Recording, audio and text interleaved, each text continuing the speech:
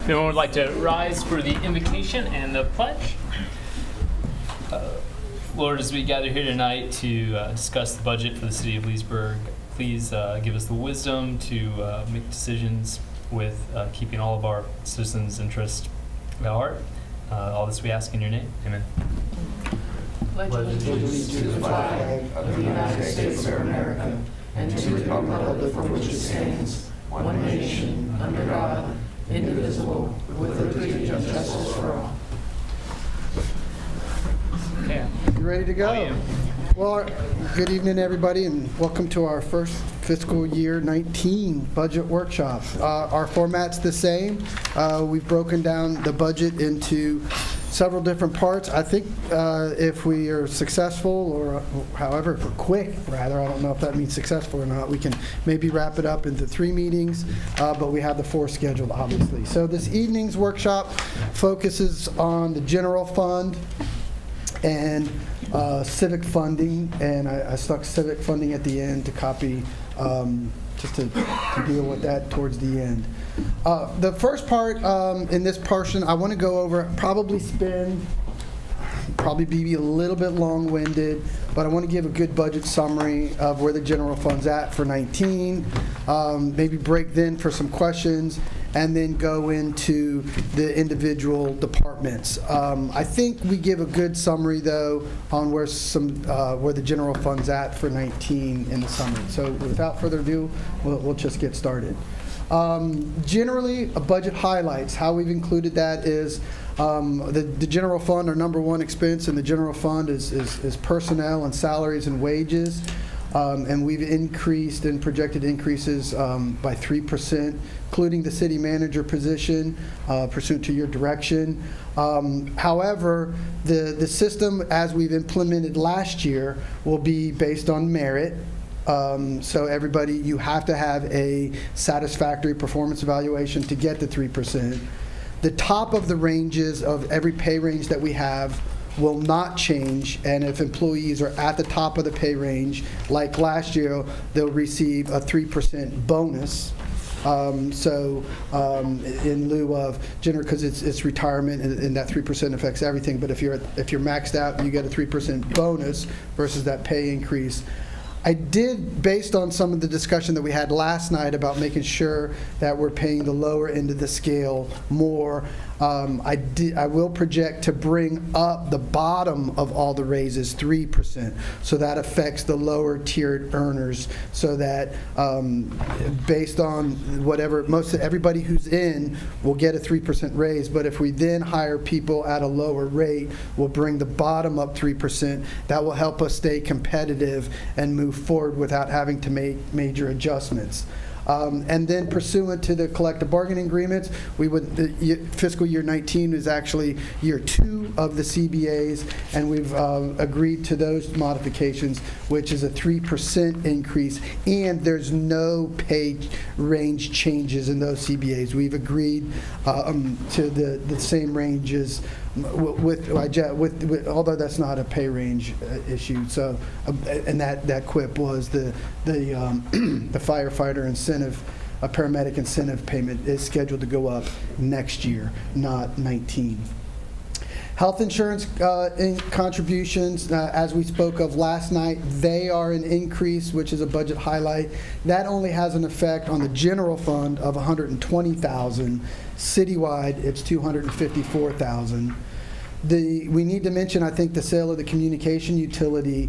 That actually has a big impact, a positive impact on the general fund, because as we've moved forward, each of the departments was allocated to pay a utility contribution to the user fees. And this year, without having the utility fund citywide, we bring down our operation by $265,000.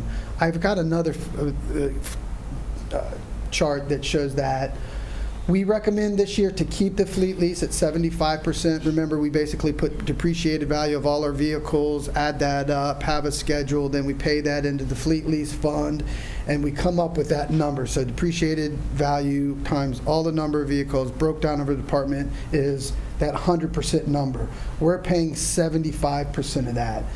every year, we're kicking the can down the road a little bit on that, but I felt comfortable that we didn't need to kick in that extra 25%. That saves the general on $331,000, and I still think we have a reasonable reserve in the fleet lease. We've projected state revenue increases at 5%. And then the proposed budget that's before you this evening proposes a millage rate of 4.2678. Now, that's our current millage rate. There's about, I think the number was 7% increase in our taxable base for the general fund. So that's a modest increase. We'll talk about that more in a second. We are also recommending that we can reduce the electric rates by $1.30 per thousand to offset that, and there's another slide in the presentation where I'll break those numbers down a little bit more.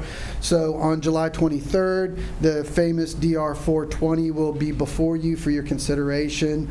We'll go ahead and put it on consent agenda unless you want to pull that, but we will set the DR 420 to advertise at the 4.2678 mils. That means you can't increase the millage rate above that number without conducting your own advertising process, your own trim process. So if you use the tax collector's process, then you have to do the DR 420. You have to set that number. That will send out the sample tax receipts and sample tax bills, and you can tax below that, but you can't tax above that. The kind of SOP, we've done that for a number of years.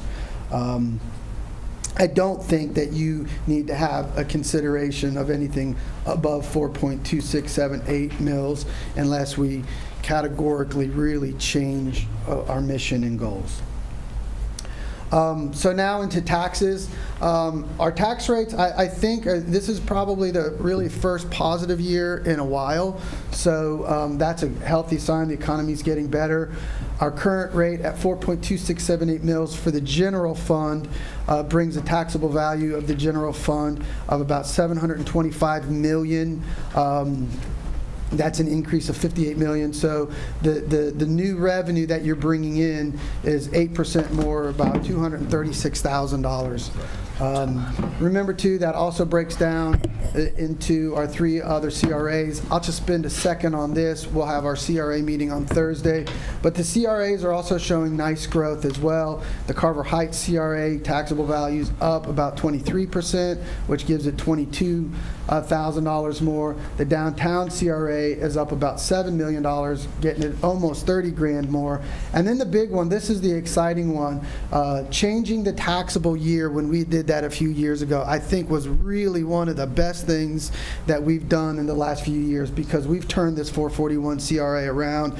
It's not a major producer, but remember we talked about those couple of bullets that was coming our way the first few budget years I was here, which was we got to tackle the 441 CRA, and the DST sunset needs to go forward. So the DST sunset got extended, so that helped out on some issues. And now the 441.27, now that we changed that increment, that CRA is actually increasing its revenue about $88,000. On Thursday, we'll show you a chart where we think we've totally escaped the bullet of that, where that increment can pay for the debt in the CRA. So that's good. What's bad is it can't do more than that, but at least we're not going to, if our projections are right, that's not going to negatively affect us. At least it's balanced now. And then we've made some decent improvements in the 441.27 with the FSL program and some of the landscaping issues and the original issue. So overall for the city, we have a taxable value of about $1.33 billion. That brings us a total increase of 7.5%, and new total ad valorem revenues of 377 spread this way. I'd just like to point out that this number here is, I think, a really good representative number, and I think it shows that Leesburg is in a good growth place. We are the second highest taxable value as far as municipalities in Lake County. The only other city that has higher taxable value than us is Claremont. And and now granted, Claremont's almost double that. They're about 2.6 billion, but we're poised, I think, to grow with the villages. And what's, I think, really good about this number is it's not only poised to grow with villages stuff, it's really a diverse number made up of residential. We also have the highest our personal property ad valorem assessments are the highest of all the municipalities. So we, I think, probably can argue that we have the most diverse tax base of any of the municipalities in Lake County, which I think is a positive thing. Just as a side note, we do the slide for you on if you use the rollback rate instead of 4.2 mils, you can use the rollback rate at 4.1736 mils, and you end up needing an extra $108,000 to use the rollback rate. Further in the presentation, if you want to entertain using the rollback rate, I have a way that you can get there. So that's our look at taxes. There we go. I also want to fall back because and I want to talk, even though we'll talk about electric on Thursday, I think we've been very creative in the way we've worked on fund interdependence. So to tax differently and use general fund revenues and let those enterprise funds alone and let the surpluses come back and fund special projects. So every time the past few years that we've injected, whether it was the assessment, the fire assessment, or we've gone with the same millage rate, we've reduced electric rates. So this year we were able to trim about $600,000 out of the electric rate. So if you go with the same millage rate at 4.268 mils, how does that affect, say, the average residential homeowner in Leesburg? Say average house value is about $150,000, less homestead exemption in fiscal year 18. You're looking at a tax bill of 4.2678 mils of about $425. If you go with the current millage rate, that's a tax increase. So our growth was 8% in the general fund, but that house would be homesteaded, so its value would only go up 3%, less the $50,000. So their tax, instead of $100 at $104,000 at the same millage rate, their tax bill instead of $426 is $445. So that's an increase of $19.21. Our proposal, and we'll get into more detail on that, is to reduce the electric rate by $1.30 for the first 1,000 residential kilowatts. So that times 12 is 15, and your difference is, even though you use the current millage rate, it's not a $20 increase. I think you can reasonably market that it's only a $3.61 increase. So you've mitigated that tax increase by going back and trying to be as competitive as we can on electric. Oh, by the way, if you do go with the rollback rate, you're actually put $15 back in a homeowner's pocket. The next slide, while we're on the electric rate issue, I'm going to say our electric rates are competitive regionally. Right now, we're at 119.22. With the proposal, we'll be sitting around 117.92. Here's our regional competitors: Mount Dora at 116, Gainesville at 121, Ocala 114, Duke at 121. That includes the 6% franchise fee, and Seco's sitting around 114. Overall, all Florida municipal utilities are at 113. So we're hanging in regionally. I think we've got a little bit of work statewide, but regionally we're hanging on. So I think we can't change our policy. We gotta always keep an eye on where that electric rate is and that relationship between the electric fund and the general fund. I think we've constantly got to watch and manage that. How much does it cost roughly for each dollar that we lower the rate? For every $500,000 of expenses you can cut out of the electric fund, you get about $1.10 in. For every $500,000 in savings in the electric fund, you get about $1.10 off the per thousand rate. Because we're transferring with like a little over 8%, I think. I think our transfer rate is about that. Our transfer amount is down. Yeah. But I also think that's a little misgiving too, because remember, we do some cost allocations in this. All in all, the general fund or the electric fund's probably still giving up about $7 million. If you count all the allocations, the transfer is sitting about 4.6 right now, 4.4, and then the cost allocations, probably another $1 million or so. And then also don't forget about the surcharge too. So we're 8.12 is what it is. 8 point next year. total electric No, money. That's just the transfer. That's just the transfer. So we'd have to get down to 6. We'd have to cut about Couple of million. 1.5, 2. Yeah, if That'd get us you down to would about want to go to 114. 6% to look like an IOU, I think you've got about 1.5 is 1.5 to 2 million. That you'd put have us to right, cut. and that put us right down around Seco's rate. It's about $3. Yes. Yeah. I'm not saying we do that this year. No, I know what you're. Yeah. But I just throw it out because the cities are increasingly getting attacked over their electric utilities, especially when they have lots of citizens outside their city. Jacksonville's a big one. JEA is the second largest community in the country, and they're getting pressure Yeah, to sell their system. I just throw it out there. I think I was doing the right thing, but I think long term, like that It's- 6%'s the number. We've made some good Shoot, strides. yeah. You know, We're this like is. I 10. think this is 5th budget that I've done with y'all. I think we made some big strides. Year 1, 2, and 3, 4, and 5 have been a little bit less because we've picked, I think, the low-lying fruit. But I'd underscore the mayor's comments, especially when you look at FPL with the Vero Beach situation, and then throw in there too. You've got FPL who just bought Gulf Power, so that FPL bought another investor in utility, and then the Public Service Commission went around and said that that FPL, against the staff recommendation, allowed FPL to use the purchase acquisition at 100% to adjust their rate. So that's quite a phenomenon. So I don't think we haven't felt this competition issue, but it's out there, and that's why we need to keep our house in order. I think it's a big issue. We can talk about more of that tomorrow if you like. But that was an important conversation because I think it directly relates back to taxes. So now to general fund revenues. General fund revenues look pretty much the same except for this. Our general fund's been hanging around $24 million for the last few years. This year we go up $26 million. So, almost a 10% increase. What the heck's going on there, Minner? A 2.2% increase. Here it is right here. I'm going to be very candid and transparent about this increase. It's not our fault. It's really the county's fault.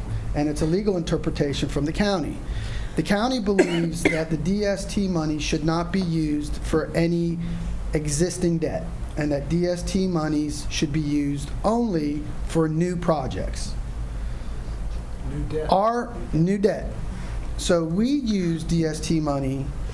I should preface this and say this correctly.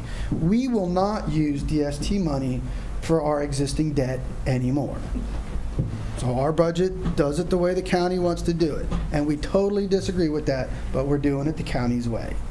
I think the Florida League of Cities, our local council, and I think many other local councils will state that DST funds need to be used for public safety and capital improvement projects, regardless of when you did those improvement projects. As long as they're pledged towards those eligible things, there's not this delineation of when it sunsets.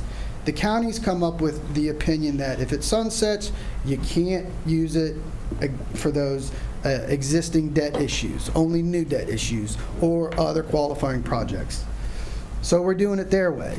So how we're doing this, though, is we are taking the DST monies and we're using them for fleet purchases, and we're using our fleet monies to cover our general obligation debt.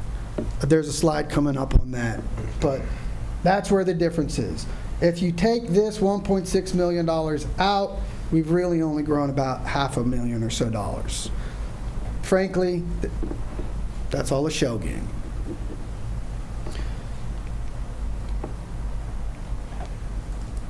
So on to the revenues. Again, I'll be a little bit repetitive. We use the proposed, we use the existing millage rate of 4.2678 mils. Again, that is a tax increase, even though it's the current millage rate. We see a little bit of increase in our intergovernmental revenues because of our COPS grant. We increased that a little bit.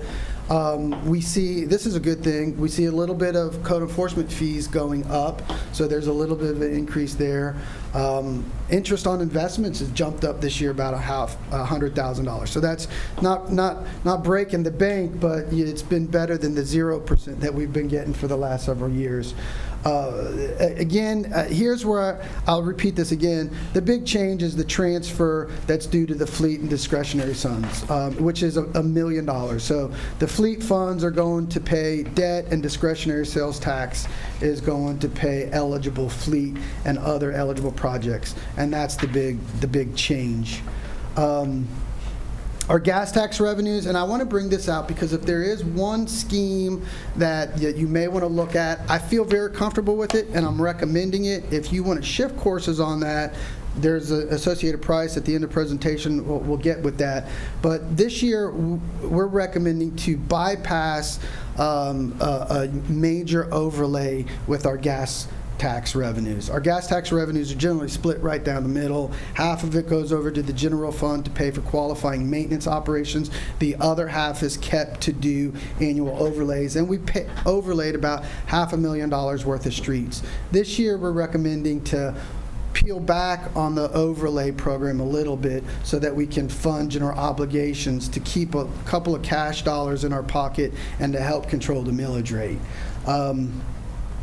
That works, and I also anticipate that if we continue modest growth, if we go back, we'll be able to replenish that, hopefully with new growth, so that we can keep some of those gas tax funds in the gas fund in future years. I feel comfortable doing it.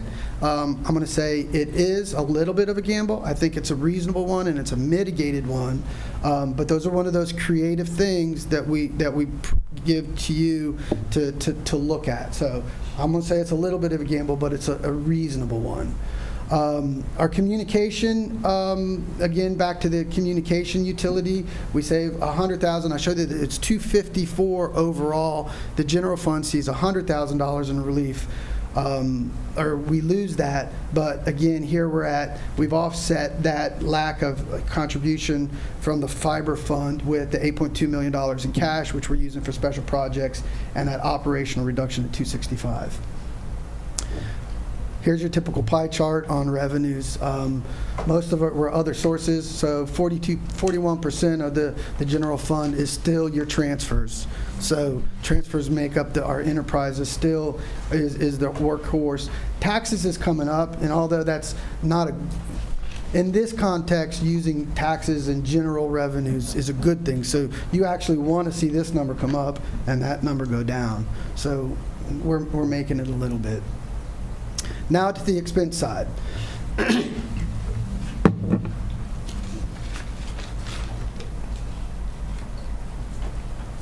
Couple of departmental changes we'll bring out. The big one is in the executive department. That's where you'll see the DST shell game. Also, the general fund, as proposed to you, has a surplus of about $261,500. Oh, by the way, about 5 minutes before we walked in, we found another $50,000 in the fire department. So that reserve number, I would say, is safely at $300,000. I'll also bring to your attention that the proposed budget does not have a PIO in it. That is a reduction of about $161,000 in public outreach division. So that public outreach division just has the current allocation for Lakefront TV with the Faccia Bella contract. So that's a reduction of $99,819 for the PIO position and $61,477. I'll speak more on that modification later.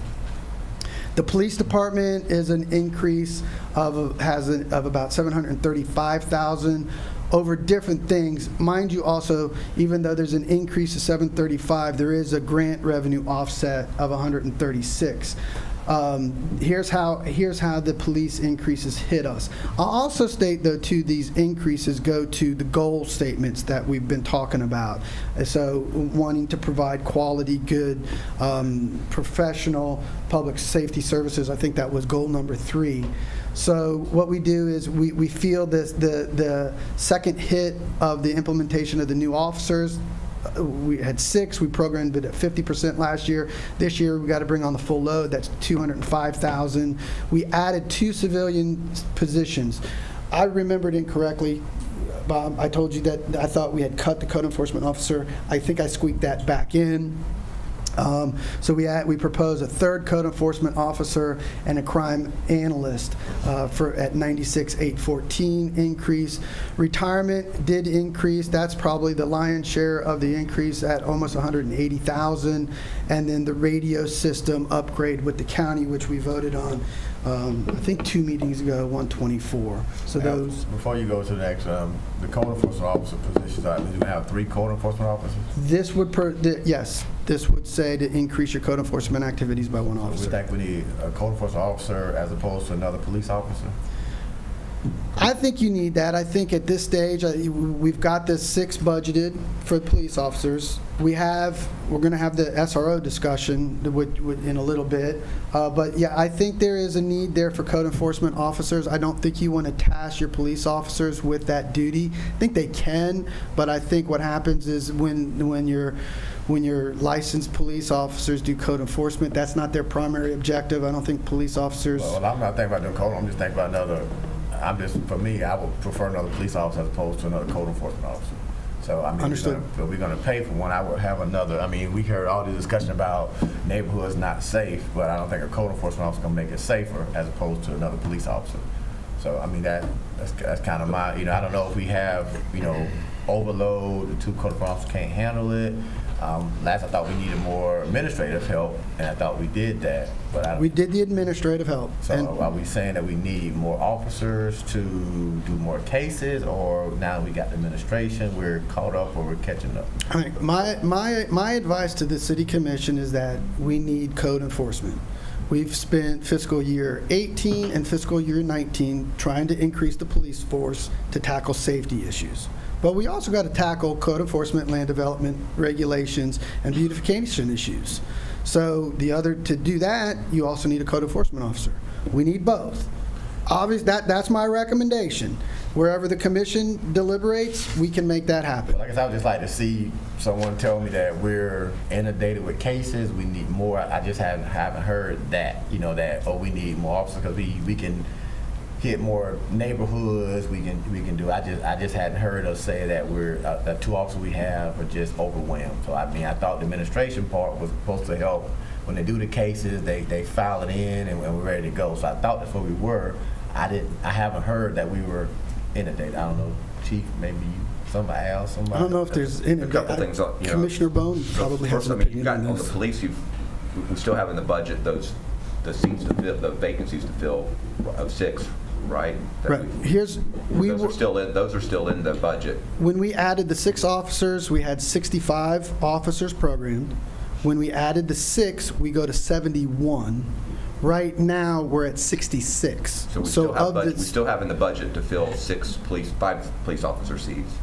So there's still more in there for additional police, and then I noticed in the revenue there that you're going from expected $20,000 code enforcement revenue to $100,000, so you're adding $80,000 in there. So I would assume that's going to be anticipating more work and violations and fines. And I think where we're at on that is, are the code enforcement officers inundated?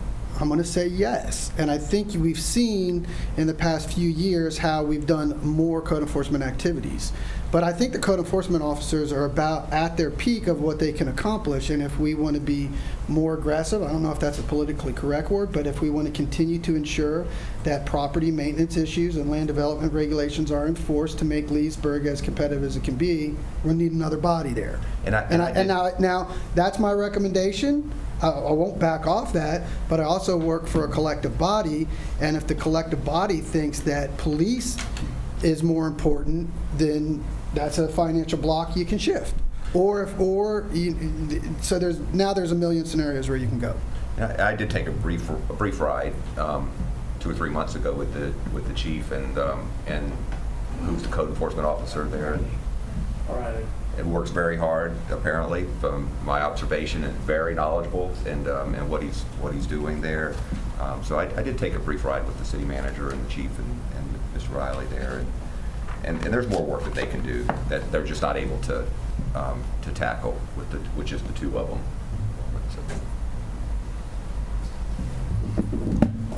Moving on, Well, I fire. guess before we vote on that, I would like to see some numbers. I mean, just to say they overworked. I mean, I called the chief on several issues, and the chief said, well, we already got a case on that one. I just think the time factor from them opening the case and getting to the officer is a long time. So I guess that's statutorily. So, but I still haven't seen anybody saying, these are how many cases they got, this is what they could do, just to say they can do more. I mean, I think every employee can say I can do more, but I think I would just like to see the need for another code enforcement officer. Well, I think to figure out the number of what you need, you have to go around and drive through the city and say, okay, here's all the properties with code violations on them, and make a list. And I think it's pretty abundantly clear that there's a lot of properties out there that aren't being cited for violations because there's not enough people staffed there to get to them. But I mean, to go get that number, I mean, that of how many of them are out there, that's why you need more people to be able to. I don't know. I guess I view code enforcement as an enforcement to encourage people to clean their house up, clean their property up. And I prayerfully hope we're not getting code enforcement officers to bring us in here like we did a few months ago, have a guy, owe $80,000 or whatever. I don't want to see that happen throughout our city where people are coming in here losing their property.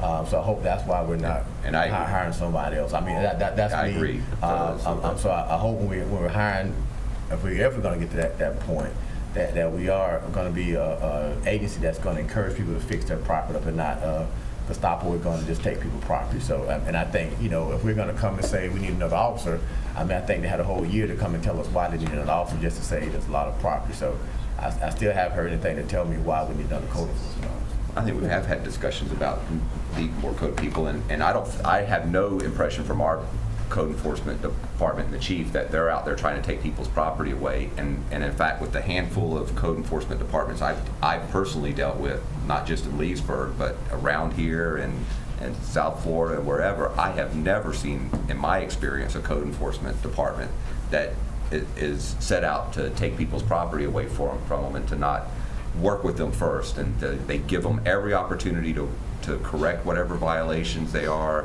And we've talked about it before. I mean, they go out and notify them. They talk to them. They don't even give them a letter or anything typically. They just say, hey, can you cut the grass or whatever?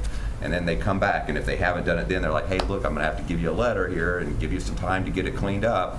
And then if they still don't get it cleaned up, they come back and they say, okay, now I'm going to have to cite you for it.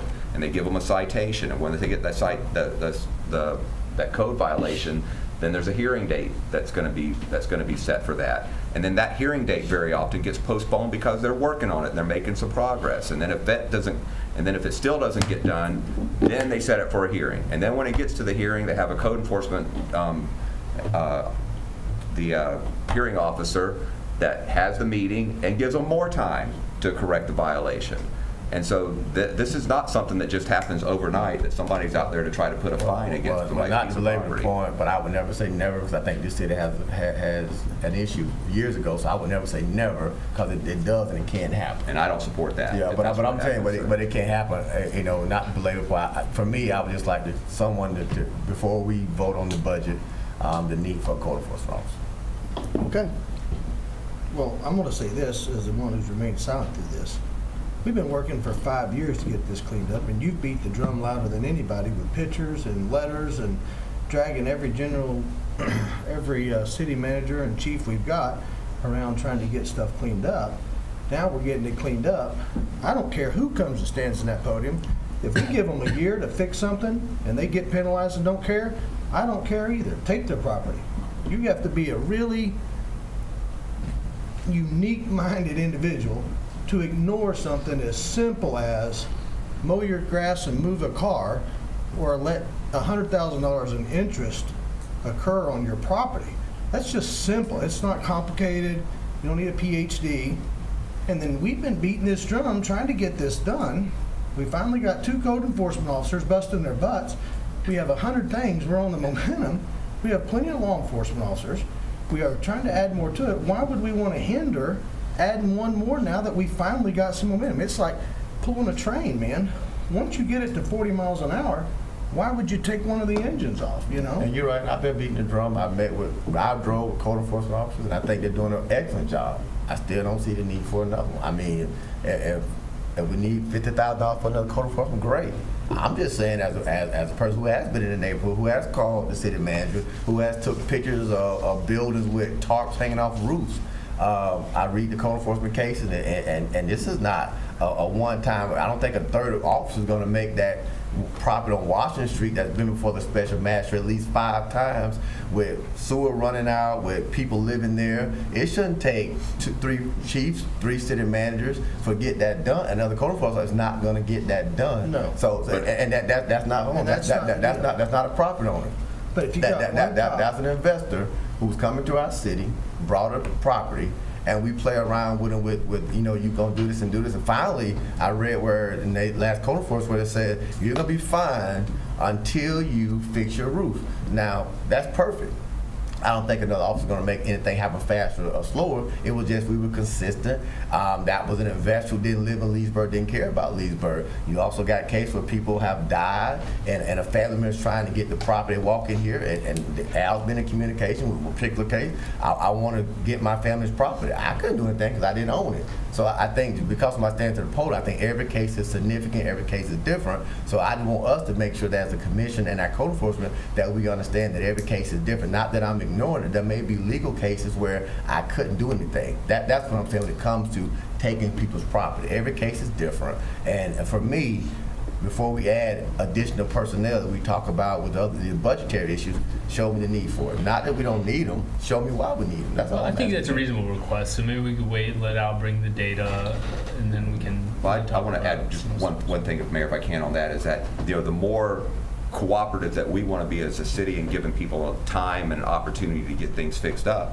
the longer and more time it takes to do that, and the more staff it takes to do that as well. If you went in there the first time and said, hey, look, clean it up or I'm going to fine you, and then take them to the code enforcement office, the hearing officer right at that, you don't need as many people because you're dealing with them like this.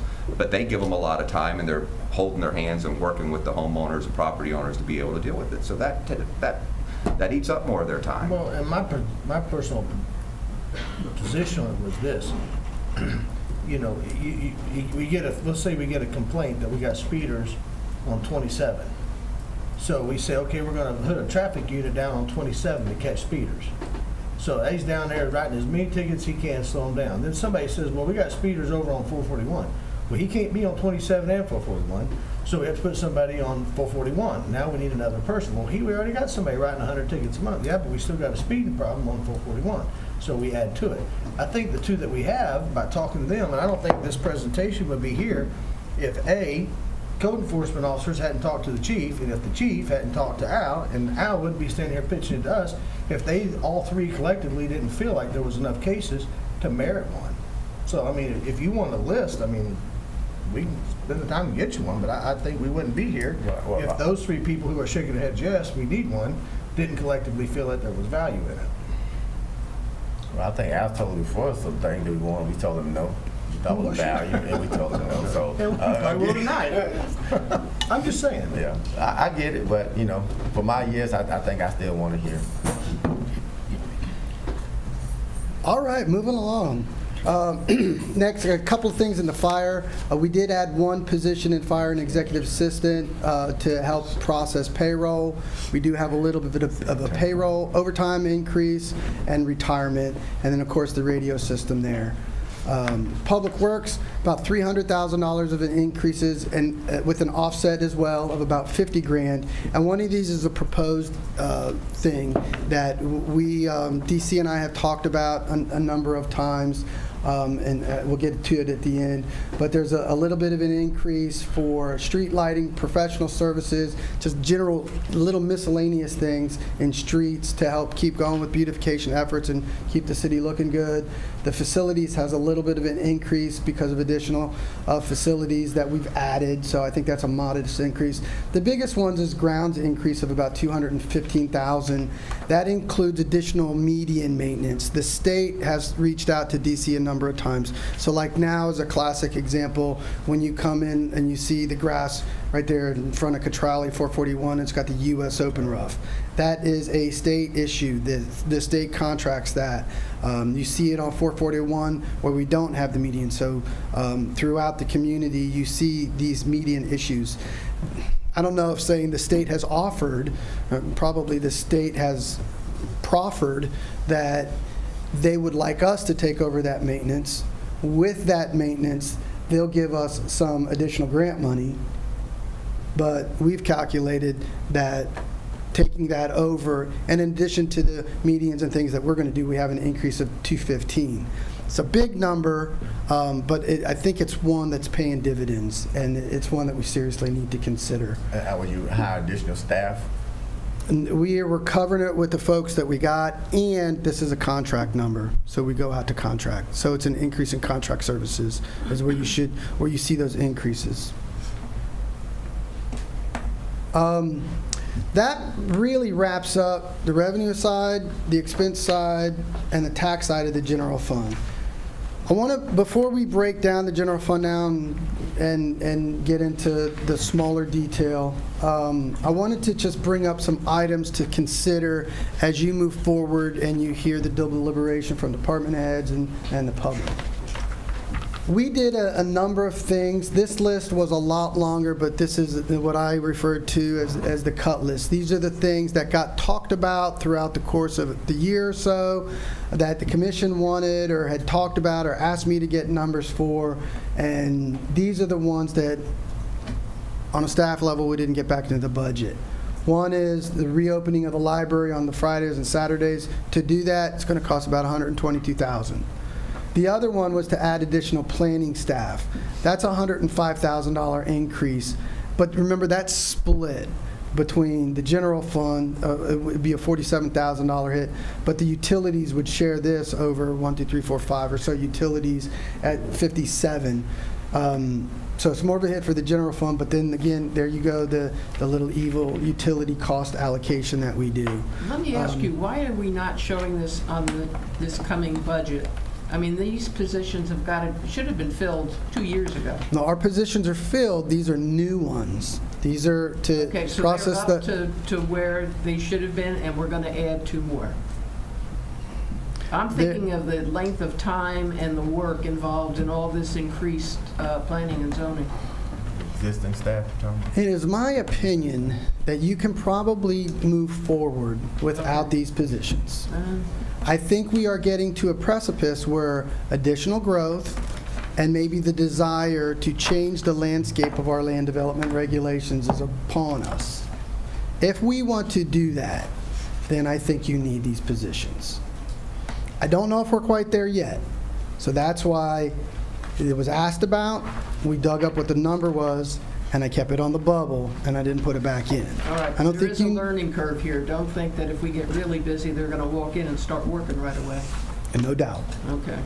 On the 2 new planning and zoning positions, and I know we had a real difficult time filling the last position that we had. Am I right or wrong? I disagree. Okay. I know there's a lot of scuttlebutt and talk, and there's panic amongst the staff when they lose a person, but you know who came back? The existing employee. So I think the commission gets lots of feedback about we got to get pay up. You guys even spoke about it last night. Got to get pay up, got to remunerate people. We can't lose people. I'm getting people back. Okay, people who left us, who said they paid bad, that we paid bad, and they can get better benefits, we addressed that. They're coming back. I think I brought back 2 people in IT. I brought back 1 person, or 2 people, I think, in planning and zoning. I've brought back, I think, a building inspector. People want to work for us. That's my opinion. And So, was it hard to fill? Yeah. Did we get it filled? Yeah. And amazingly, it was a former employee that filled it. So how long was it open? Do you know how long it was open? 3 months, 4 months? So I just want to say that I think that, adding staff there is appropriate because I think there is existing workload that's being done there. We have talked about things that, with some changes to codes and improvements, whether it's with landscaping or building codes.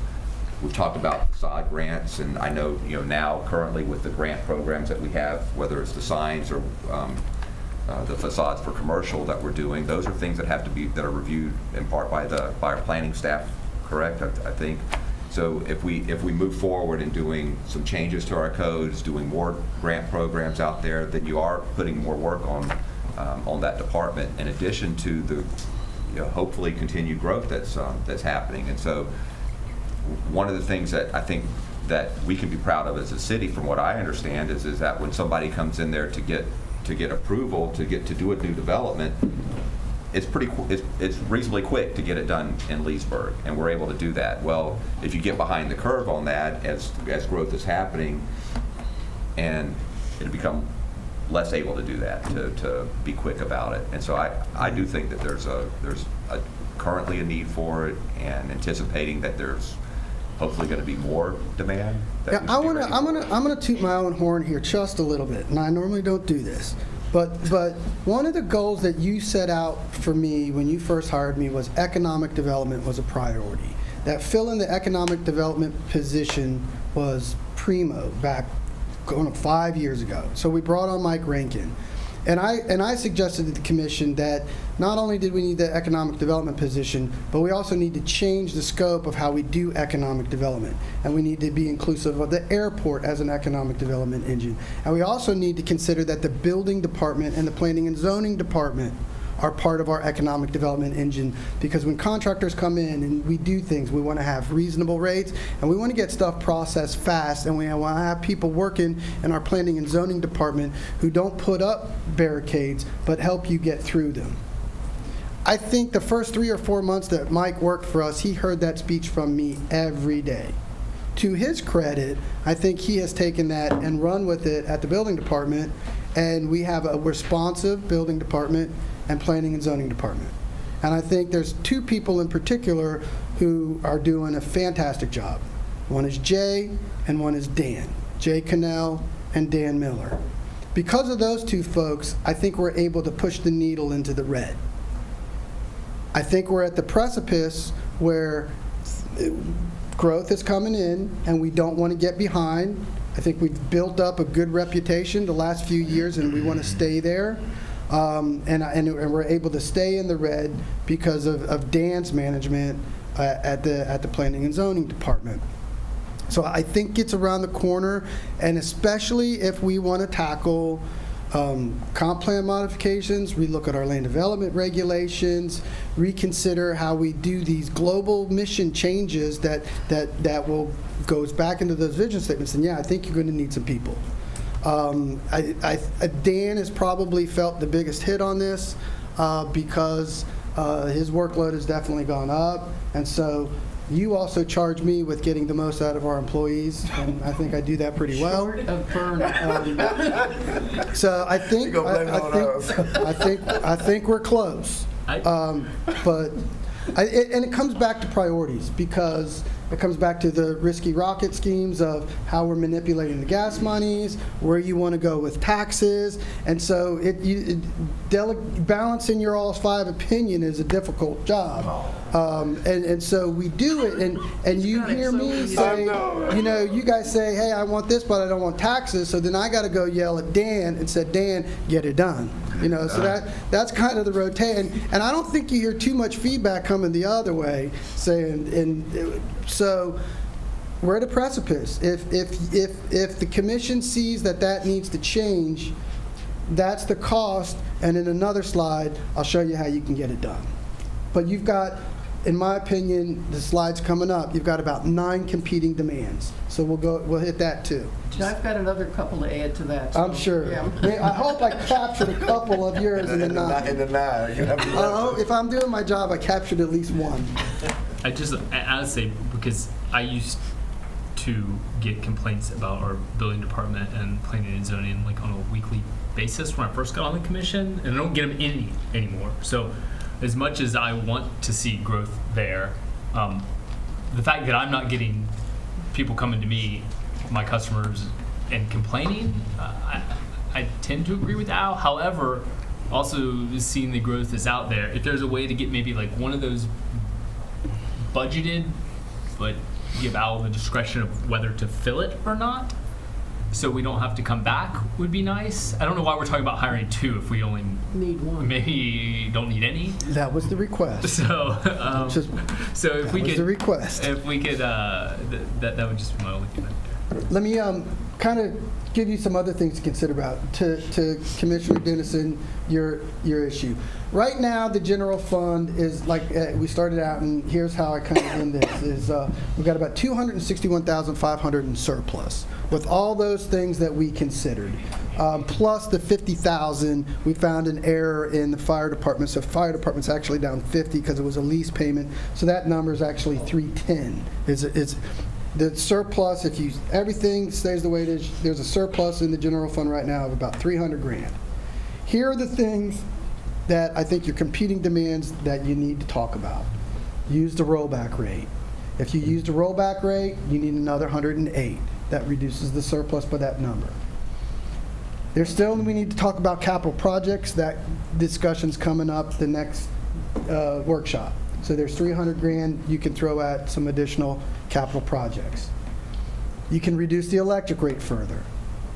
If you reduce it by 300, that number 60 cents is a little bit off, so now that may be about 75 cents. Add additional planning and zoning staff. You can increase the funding for Lakefront TV. Let me stop on that one just for a second.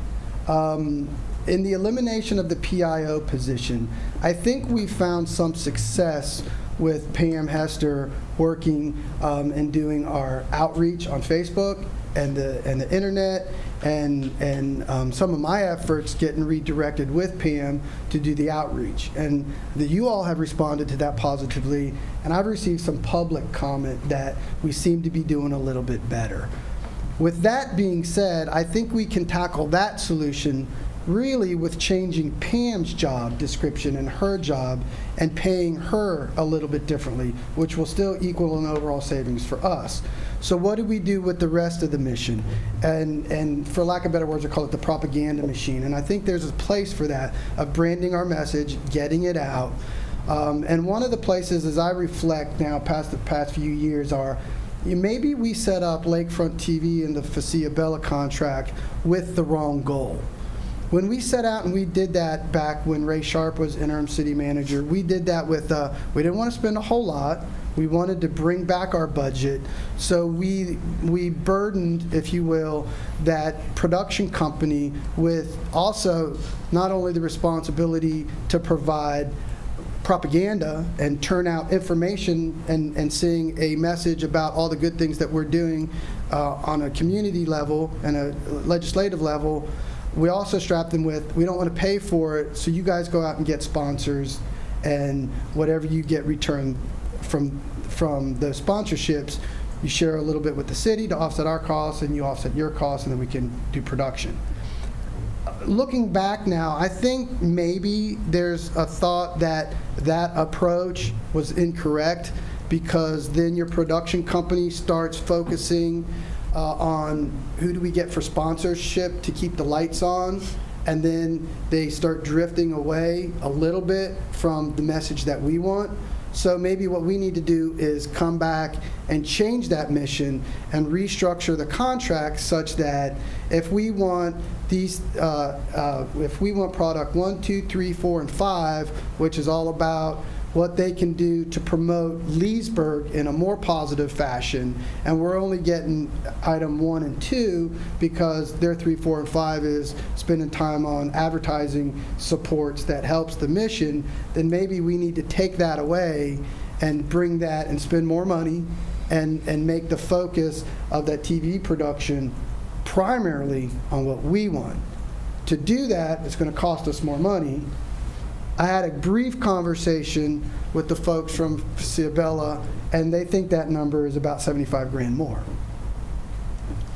So I'm glad to hear you say that, actually, because I was going through the budget and I see production costs down to $1,000. Now, that's less than one production or film that they're doing. did I catch one of your items then? Yes, you did. There you go. So good. So, but look, and I think I've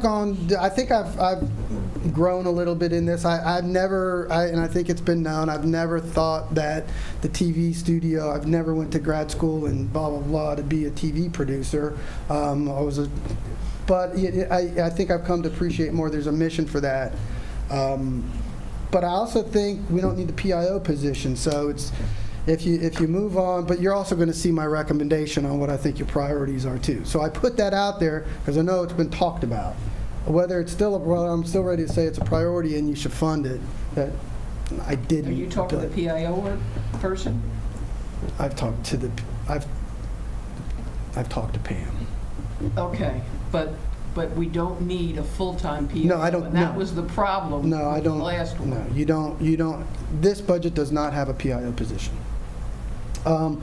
Moving on, the other things that you may want to consider is the programming for the library hours. You may want to go back. Number 7 is don't do the gas fund transfer and stick that money back over in the gas fund and pave more.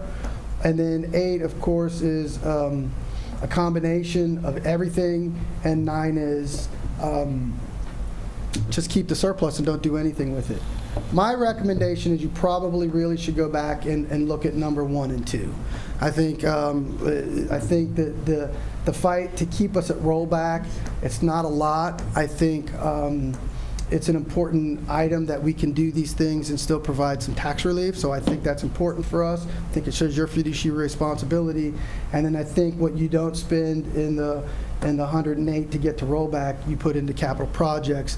And then now there's about, so it splits the baby a little bit. You get the tax decrease, and you also get about $200,000 of additional capital funding. Could I ask a question? On the library, 2 extra days, since we have the library director here, do you think this would be worthwhile doing? 2 extra days a week? Yes, I do. It's amazing on a Friday, if I'm in there working and we're closed. How many people are at the door? People come to the door. Yeah. And Mount Dores just is now open 7 days a week, and they have like a 15% increase in usage. Okay. Thank you, Al. Let me wrap it up with just some general comments now. Let's go back to our cash graph. Our projected fiscal year 18 surplus or reserve fund is 10.5 million. So you'll see that that's knocking off a little bit, but mind you, the difference in all of this is your capital improvement funding. Oh, by the way, this number also represents the money that you put away from the pool. So we're still, how did I do that? You're still in a good cash position. That's my budget summary. So we're done? You did very well. Half an hour that was talking about a code enforcement officer, or maybe 15 minutes. You still don't answer the question. With that, we move into the general divisions. Do you have any questions on the summary, or you want to move into Just go ahead and the move general? on. Yeah. Okay. On the general, I will be brief here. Here's the makeup of your general fund. Again, it really looks pretty much about the same. It's pretty flat. There's the couple exceptions that we talked about. Moving along, the city commission, you're about $74,000 last year, about $71,000 this year. No major changes. Wasn't there a $40,000 increase per salary for every commissioner? Not yet. Not until you not until you Not till I not leave, thank you. not until you change the charter. The charter says whatever the employees get, the commission gets.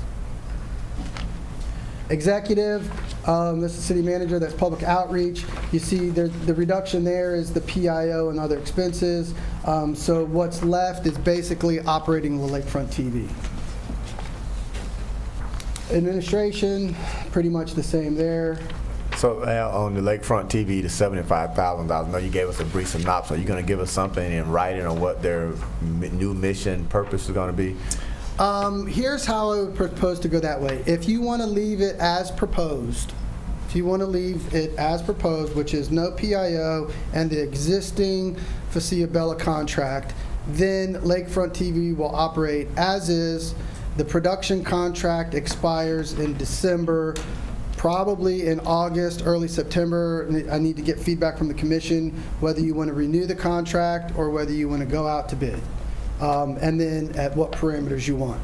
So if you want to look at changing how we do the Lakefront TV, now's the time to tell me. So A, we program more money into it, and B, we start preparing an RFP, or C, we renew with Facility Bella. I'd like to see you prepare an RFP to go out for bid. Yeah, I'd like to see two RFPs. One, what do we get for $75,000? That's what we're spending currently, I believe. And that's to anyone to do any combination. What do we get to market? What will you bring to market the city? And then one for, I guess, 150,000 was the other number. 150 was bring down the advertising outreach self-funding and us fund it a little more. For $150,000, what we bring to the city. Okay. How are you going to market it? Because I'm not locked into that. It has to be done one way. Yeah, and I know Commissioner Bone talked about the branding aspect, so I'm just thinking if we're going to do 75 or 150, what do we get for that? I just think we should keep on with what we've got. We've got such a history and a track, and they're so ingrained in the community now with the traction, the reputation, and I think by budgeting up to the 150, giving them the direction that they've definitely proved that they can do it. It's just a matter of us giving them the direction that we want to go, because we've kind of given mixed signals over the last several years. And I don't know how man, we act like 150 is a lot of money, but I mean, that's about half what Al makes, and he don't even have any volunteers. And you look at a director in any here, what our directors make. You're talking about a full production with all the people and the volunteers that they bring into it. I mean, we can do, if you do a bid, I think we're just going to put everybody through a whole lot of work and really not come out with anything other than everybody worked real hard, and we've got the same company now, and are we going to pay them the extra money and turn them loose? And I'd like to see them have a couple of years just to really focus on doing the branding and all the things that we're talking about. I mean, heck, we were talking about one time a couple months ago spending, what was it, 20 or 30,000 just to have somebody come in and give us an opinion. So, I don't know. I think just give them the money, and man, look at what they're involved. I just think they have a great track record, and they're ingrained already in the community. And the quality of work that they've been doing is phenomenal. I know that's for a fact.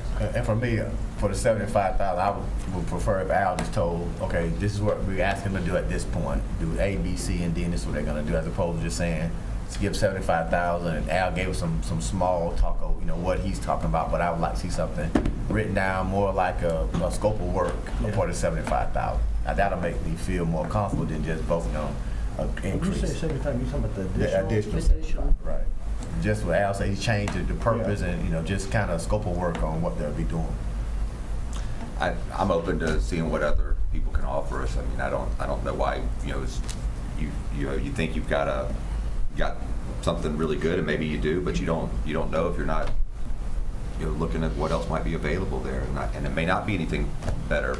I think there's also been some discussion before about whether there's a need for the two cable stations, and I'm not saying get rid of ours or get rid of combine them, but, I think that's still an issue that's out there, and I've had some, it's been a while, but there, some discussion with whether it was the school board or a county person or the media people themselves of it just what may be available there if we just consolidate it into one. So, but even if we were to do that, Leesburg needs to be, this gets back to the marketing and branding and of Leesburg that would have to be accomplished through that process if we were to do it. So I'm open into seeing what else is, what other options there are.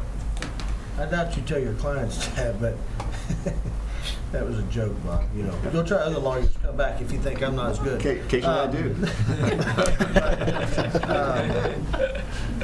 I've been I doing it a will lot, say this, 28 as far years as now. as man, I just almost get nauseous at the thought of talking about merging and doing away with, because we've had that fight so bad.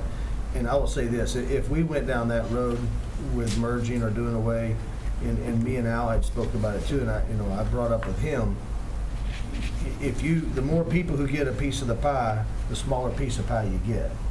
And I think if we're doing, a critical rebranding in the next couple of years, it's going to be imperative that whatever we have 100% of it instead of 20% of it, because everybody involved obviously has a right to have as much access and exposure. So I think, biting the bullet for a couple of years, turning them loose, telling them, go out, brand us, let a scope of work be issued out by us and Al, and then come back 2 years from then and see if it's still even a need for that, or if we've accomplished our goal, and could we diversify then and spread out and split it up, but. Well, this is, I think, when I first came up, Commissioner Roebuck and I, when we first came on, this was one of the first discussions we had, and so here we are 4 years later, and it's, let's give it a couple more years.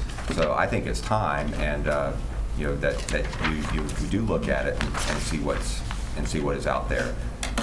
Just so happens I got a phone call today about Tavares running advertising now, media advertising, I think TV ad, about being a recreational city. What are we doing?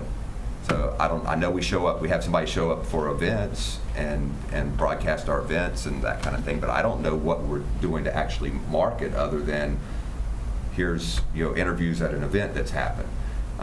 And if we're paying a company to run our media, I think there's an obligation on them, even if it's not in their contract that they're supposed to do this.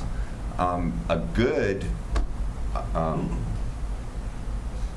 contractor here that we're dealing with would be coming to us and say, hey, have you thought about doing this? Or here's what I can do for you.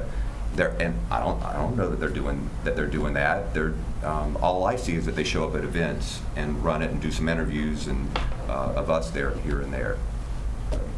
You're trying to compare what we pay a networking company $75,000 to cover our events to a city that goes out and pays Channel 2 $30,000 to make a commercial for them and run it 60 times in the next 2 weeks. It's different hours. No, That's two totally extreme opposite venues. But let me just say, I think it onus is on us to say, as Al talked about, not having a master's in theater. I think that's where we come as a commission with the scope of work. If that's what we want to see done. I think we didn't do it with the PIO position. I don't think we've done it with Lakefront TV to simply say, this is what we want to see on Lakefront TV. And that $1,000 production cost is not going to get it done. So I think that's where I'm asking Al for $75,000. What are you going to ask Lakefront TV to do, or whoever's running the TV station? Always saying create commercials, then go to Bright House and Comcast and here's $20,000 to run it on special times. My church does it. I say, look, run through the BET Awards because I know that's my clientele. We haven't done any of that. I think that's what our direction should be. I think out of the $75,000, Al, this is what we expect from Lakefront TV. I don't think we've done it as a commission, and so I think it's kind of unfair for us to say that comparing to Tavares, which probably says in the Economic Development and Marketing Plan, go put us on TV. I don't think we've done that, and maybe Lakefront should have came to us. I don't know relationship between Lakefront and the city manager or whoever oversees Lakefront to have that relationship. Say we're gonna have a conversation once a week on what Lakefront's doing. So I think if that's our direction, this is where we say to the scope of work, this is what we expect from our TV station. I just don't think we've done that. And I agree with that, but at the same time, when I hire somebody to do something for me, whether, you know, at the home or office or whatever, I ask them, you tell me, what do I need? This is what I'm dealing with. You tell me what I can do. But you're And assuming that they have the ability to come to you and address that directly.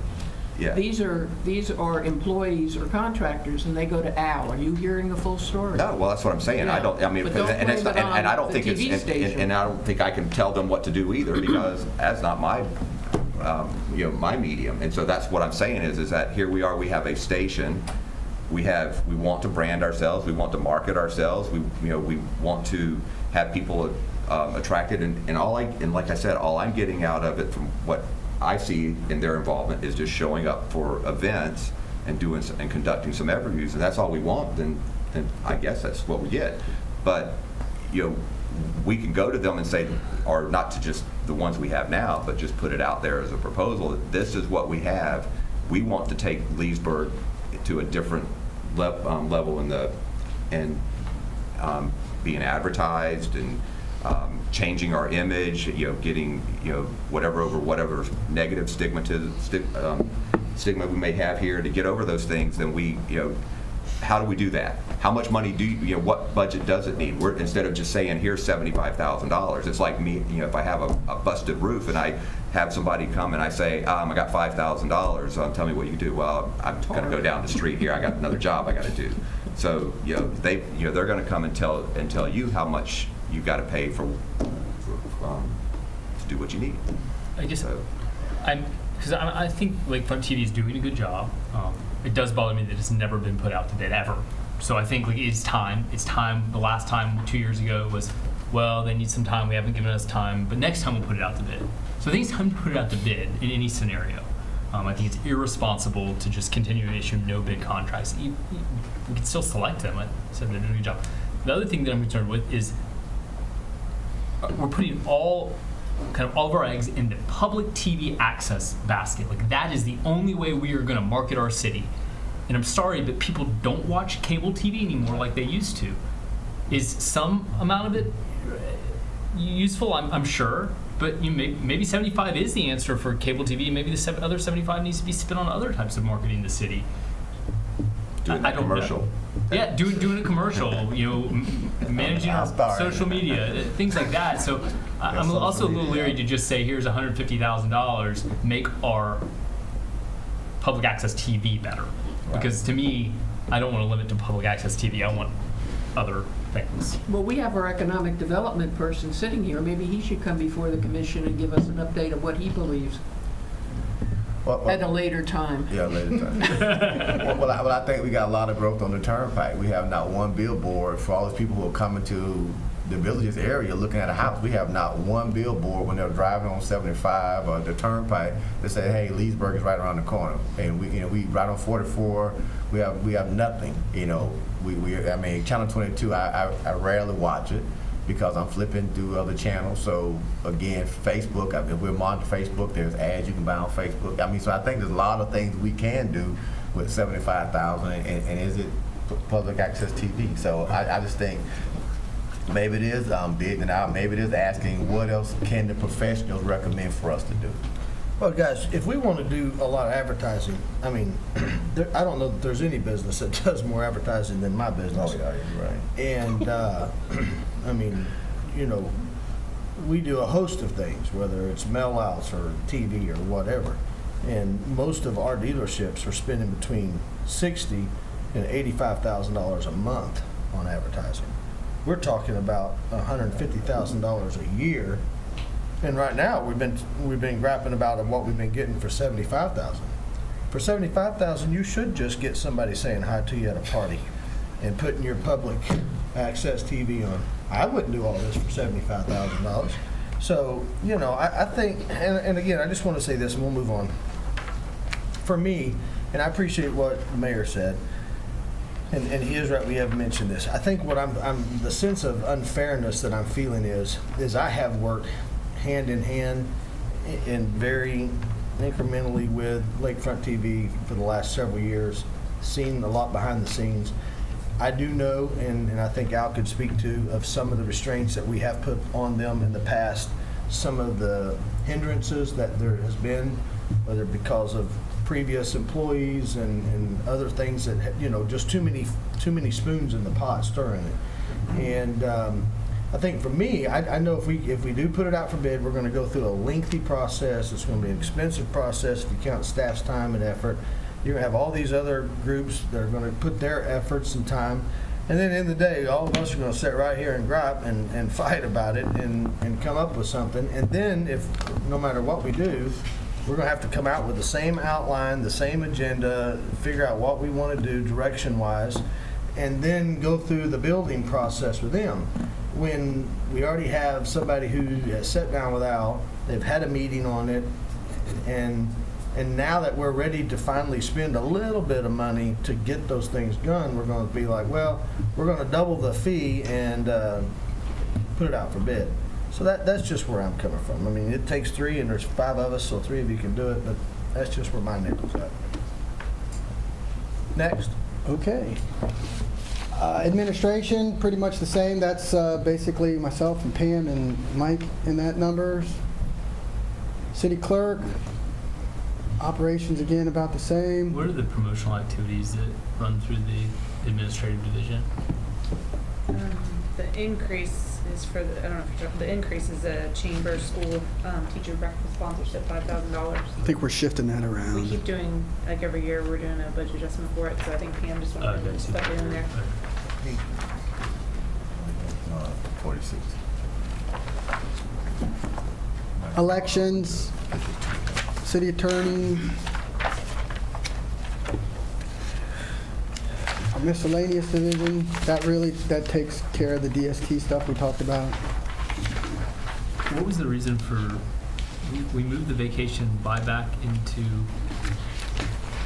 miscellaneous personal services? You must be somewhere else in the past. What was that?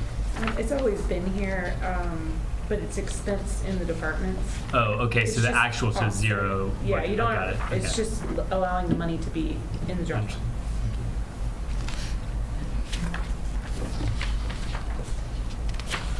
No major changes here in finance or accounting. Customer service, pretty much the same. Procurement, You're adding 2 people to customer service.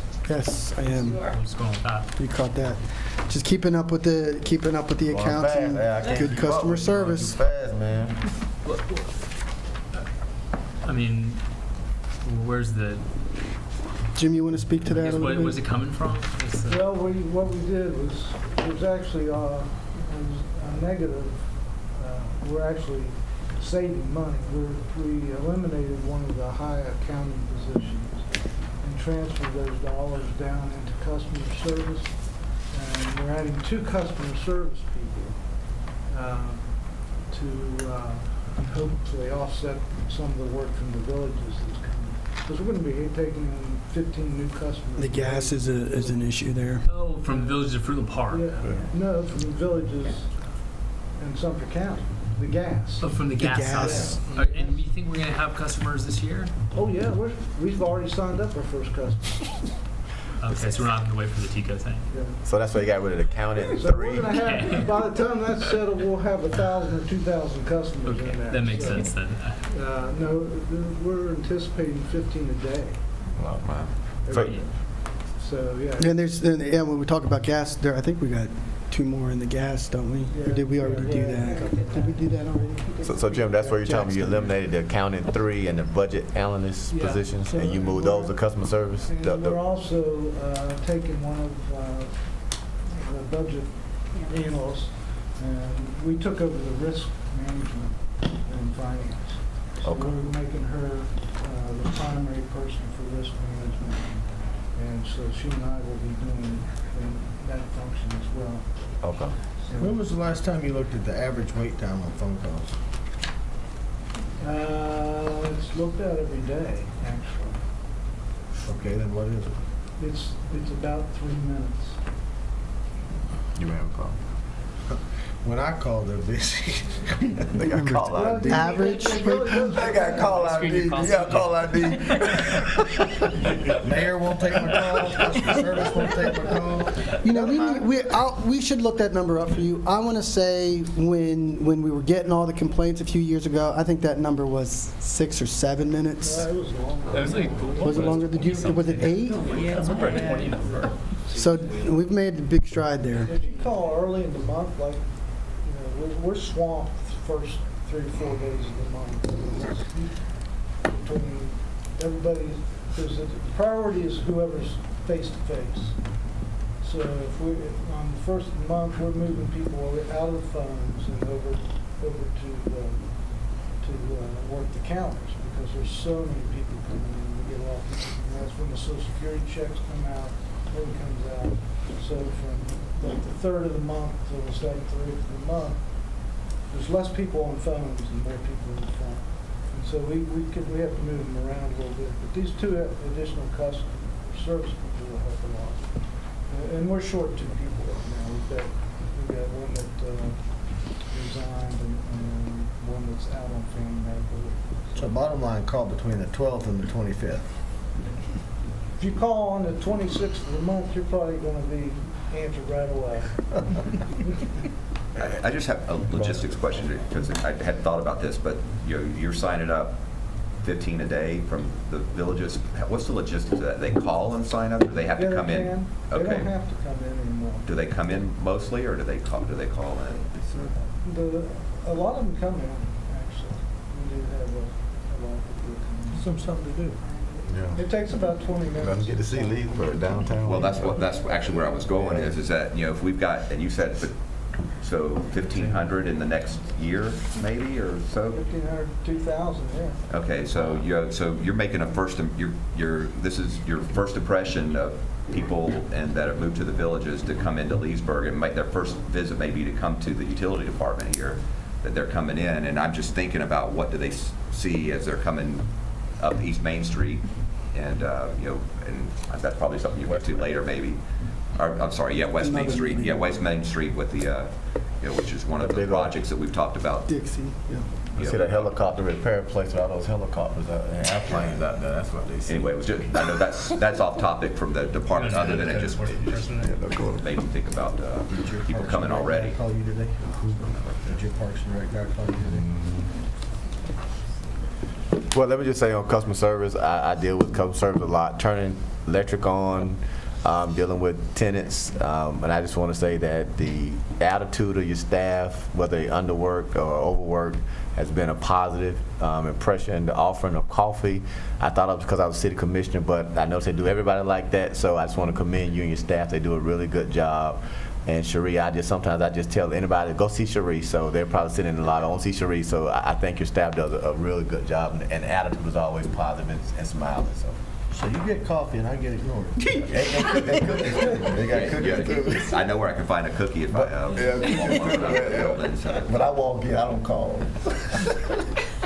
And then I know the postage is unavoidable. Are we doing anything to try to get people to go paperless on their bills? Yeah, we've done a lot over the last $5. to do that, to push them out. And it's a certain, the older folks like to come in. Yeah. A lot of people still like to pay in cash. It's amazing. Wow. But we went to we quit charging for credit cards. That made a big difference. And I think we added over 1,000 customers last year to do bank drafts. We give them the credit. So when they come in to sign up for a service, almost everybody from the villages does a bank draft. So they're, we see them once and we never hear from them again, basically. So they're wonderful customers in that respect. And they pay their bills on time. On time. So it's, we've got, I think we have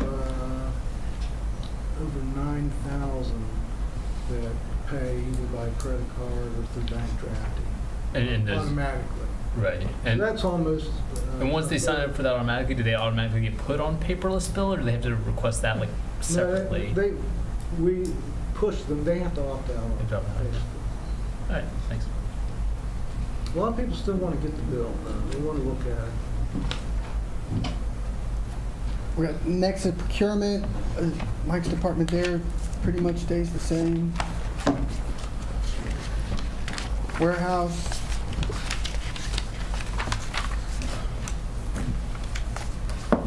Human resources.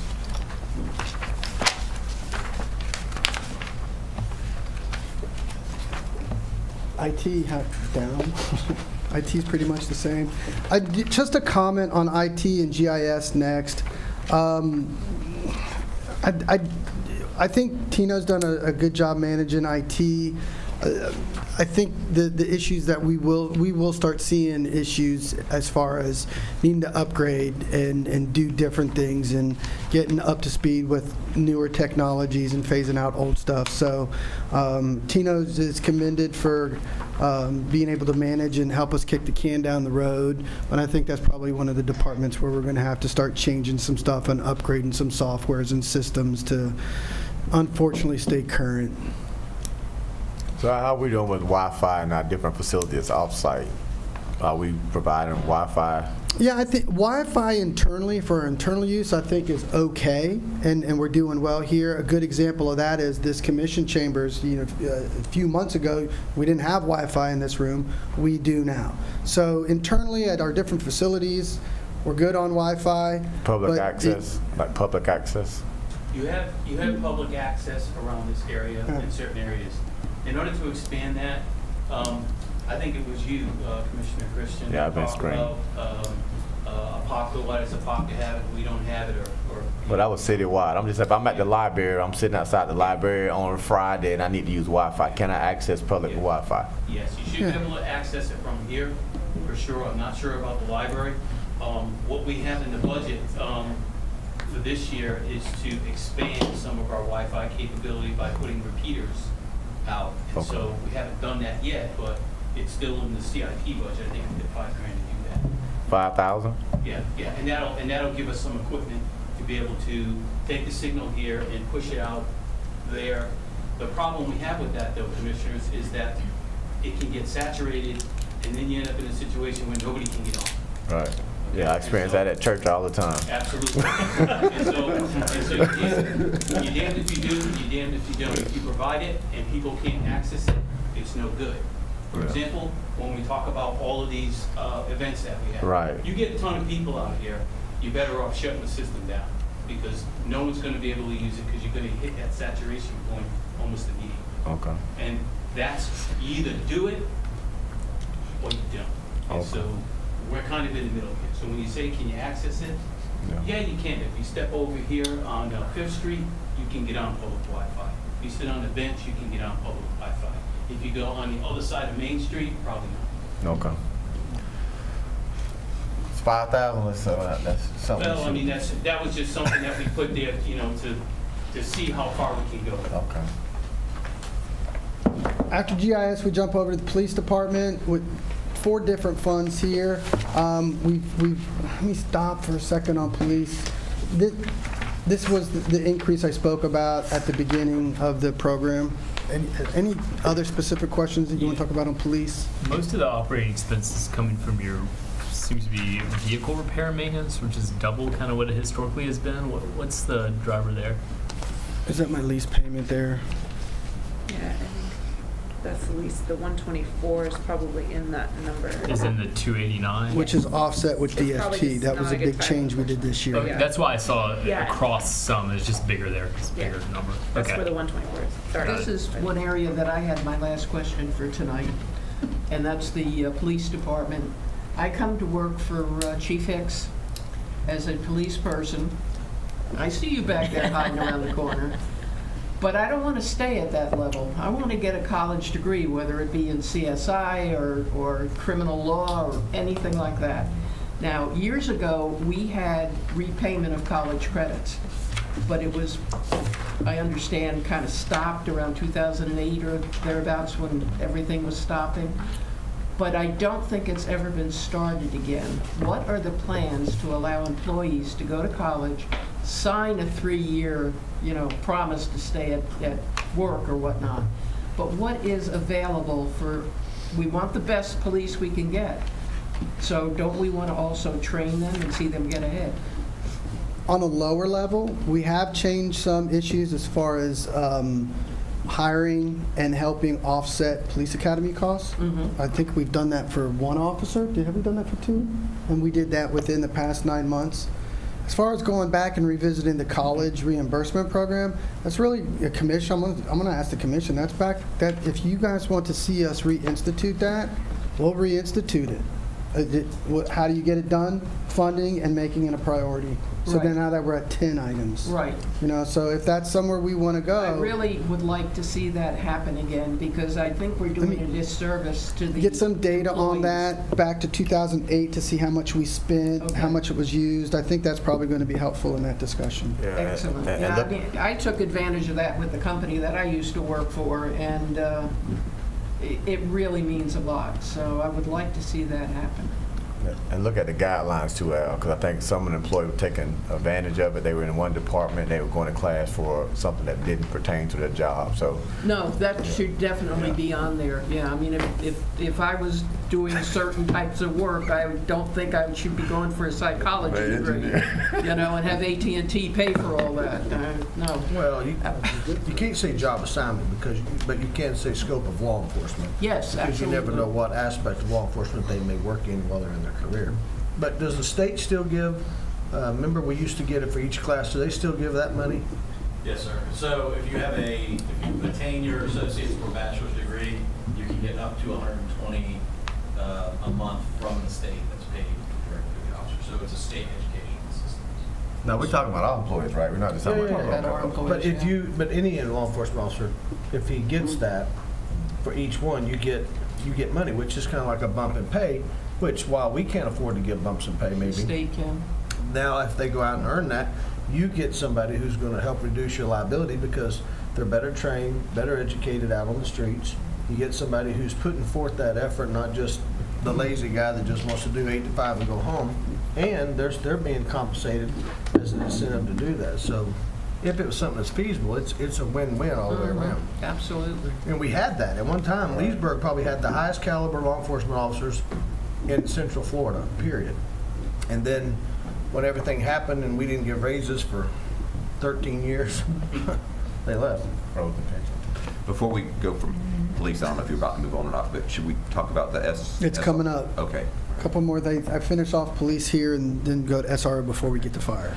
Thank you, Al. I think that's really So the important. On the college. the reimbursement. capital, sorry, the capital lease, that 50,000, that's you're on still on police. Yeah, No, I we're am. done. Yeah, Are okay. you gonna finish police before fire? You're gonna go to SEOs before fire? I'm gonna go. I got Brandy switched the slides on me. So there's a couple little police issues. Then I want to go to SRO, then fire. Okay. Sorry, go ahead. So a couple of the other little. Well, now I'm going backwards. Forfeiture fund, blah. Educational receipts, nah, same old, and the police impact fees. Well, Any questions on that? On the forfeiture, I know you blocked, but I'm just figuring out, Well, we can't use that money for anything fun. You know, it's just stuff for the well, you police got a lot of, you department. could, I think, some cities that they use it for outreach programs, boys and girls clubs, so, I know we only got 7,000, but I think if, I guess. What's our balance on that? That's just that's just for this year. We have 62,000 right now. So you got 62,000 in the But forfeiture. I think it's that we can find some ways where we can use it. I mean, I think we do our non-civic groups. I think we can pull some distance. We can maybe offset some of the funding we get for civic groups as well. We try to implement, so we do the kicks for guns when we come to you guys for the 5,000. Certain time I'm investing that, we're trying to invest in our community outreach. Okay. And so we can use it for those kind of things. And it says there's a certain portion that you have to donate, but you can donate it through your own outreach. So for us, trying to get my officers out there in the community, Okay. it's best served instead of giving, say, the Boys and Girls Club $1,000, if I invest that into a program where police officers are going to be out there talking. So we're going to do that more and more throughout the upcoming Okay. year. So you get more money by drug forfeitures or making? Yeah, and that number, that's 62,000, so it's stayed pretty set at 40,000, and then we pretty much don't have forfeiture stuff unless we're working in partnership with a large organization. because the state law has changed and it's become significantly The governor gets the money. Yeah, I saw a case of mine where they pulled over a lady who was working, and they took her money, had to give it back to her because they couldn't prove that it was illegal. She said she worked at a club. And I said, what kind of club? So, that wraps up. I'm just making sure. Yep, that wraps up police department. Let me jump back to this issue. We've talked about it a little bit. I've received a couple of calls from the superintendent of schools, Diane Cornegay, and a member or two of the school board has talked to me in reference to what is Leesburg doing with the school resource officer. So I had a little bit of a conversation today with school board member Bill Mathias and with the superintendent, Diane Cornegay, so as they're moving forward with their program to do SROs in the elementary schools, they're trying to get a beat on what Leesburg is doing. I think Ms. Cornegay said that they were down to about 5 communities who are undecided. We're one of them. Of all of the communities so far, I think there's 14 cities in Lake County, all of them except Eustis, Fruitland Park, no, Eustis, Lady Lake, and was it? I thought Fruitland Park was undecided. Eustis, Lady Lake. Oh, Lady Lake. Fruitland, there you go. So those are the 3 cities who have said no to this. So as part of the budget process, I thought that this would be a good conversation. The school board is working on some time frames to get school resource officers in. So I wanted to have this conversation with you in a budget format. First and foremost, I think this is a difficult conversation for us to have just a little bit, but I think this is a program that the city really needs to consider and ultimately we need to do. I think my opinion, and probably the chief's, is going to differ a little bit just from financial perspective and operational perspectives. But if my answer and your department head's answers always matched, if I was you, I would be worried. But in any case, I think when you put together the partnerships that we're trying to seek, improvement of the community values that we're trying to do, taking Leesburg to better places, forming partnerships, saving money, and you put all those things into a hopper, I think seriously considering the SRO request from the school board is one that you need to consider and potentially do. So having said that, the offer that Ms. Cornegay put on my desk this afternoon with a contract is for the school board to request, and this is more definitive now, 2 SROs. 1 SRO for Leesburg Elementary and 1 SRO for Beverly Shores. The school board would pay $40,000 for each of those SROs, so a total of 80, and they're asking for a 1-year contract, which would bring us from about our start of the school year, August, but our October fiscal year back to the next fiscal year. In the interim, a few weeks away is the referendum question that the school board is placing on the ballot to increase the school board millage rate by 0.75 mils to generate enough tax revenue to fully fund SROs. The definition of, I put that in quotes, of fully fund is to be determined, but the perspective and the formula that, as I understand it, going into how you fund the SROs is to take the organization's base rate of pay or entry rate of pay for a police officer and pay that fully. With the county and 14 other cities, that number is going to be all over the place. Ms. Cornegay and I basically thought that where the school board is going to go is that number will be averaged. So our number, by the way, is $68,597. So entry-level wage plus benefits, that's our expense. That's probably going to be one of the top 3 in the county. And when we increased our salaries, we got to number 2, and it's probably between Claremont or maybe a couple of other organizations. So somewhere between the sheriff, Claremont, and Leesburg as the highest paying. Chief, you agree with that still? Has somebody else slid in there?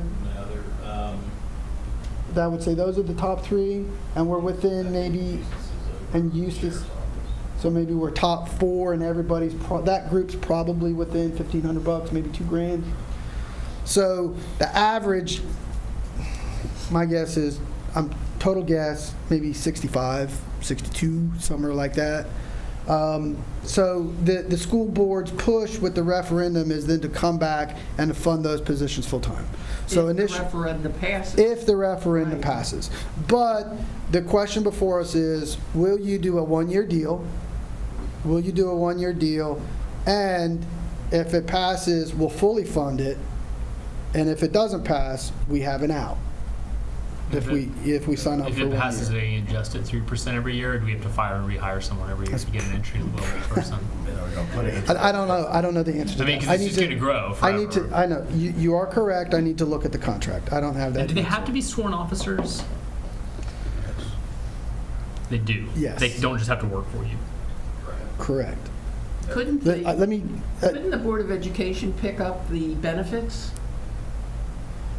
Right across the board, just pick up the benefits for them. Bill Mathias is here, and he Yes, can I answer know. some questions. Let me kind of, if you would give me like 2 more minutes, but I'll be super brief. I think there's some positive and negatives to this. On the positive side, I think we assist with safety. We have outreach for schools.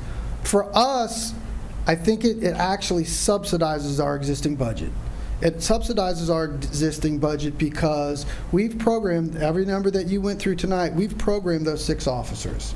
So if we come back and we assign 2 of those new 6 to go into the school resource department, if you will, that $80,000 that's coming in is a new revenue. Okay, so that's a subsidy for us. The flip side of the equation is, the negatives is it or is it not an operational increase? Chief will argue that it is an operational increase because we worked really hard to get 6 new guys and ladies, and that number is going to reduce. And then there is the hookup of what happens with the referendum. With all that weighed, I still think that this is something that we need to seriously consider. Liability. If there are employees and something happens at these schools, are we liable? Probably, but yeah, I don't see that is any different than we're in the police How are they- business, and that's what we're paid to do. How are they in our employees? Isn't this going through the sheriff's office? No?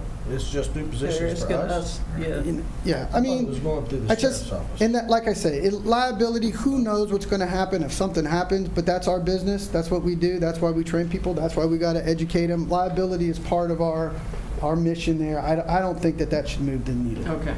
If we don't do it, if we don't staff it with our police officers, who will end up? Would that be the sheriff? Yeah. Please. No, it won't be. They have a. You come up here, or can I just enter here? However you want to do it. Well, while he's coming out too, I know we're gonna say shift 2, but we still got 5 empty positions that we hadn't filled yet. Correct. Right, okay. So there's a negative. That's if Chief doesn't get those positions filled before August 15th or whenever you go back to school, he'll have to take existing officers, so we'll be down those bodies He's gonna have until to we take fill them. up. So, Can I pick? It's great to get to watch from this side instead of from the other side, and y'all do a great job. But first, I want to point out just one thing that is a little misleading. The $40,000 is for 180 days. It's only for 9 months. So you get the benefit of $40,000. You get that police officer. In the case of the sheriff, he uses his for vacations, and they rotate. They go back on patrol. So you'll be able to use them for whatever you want to.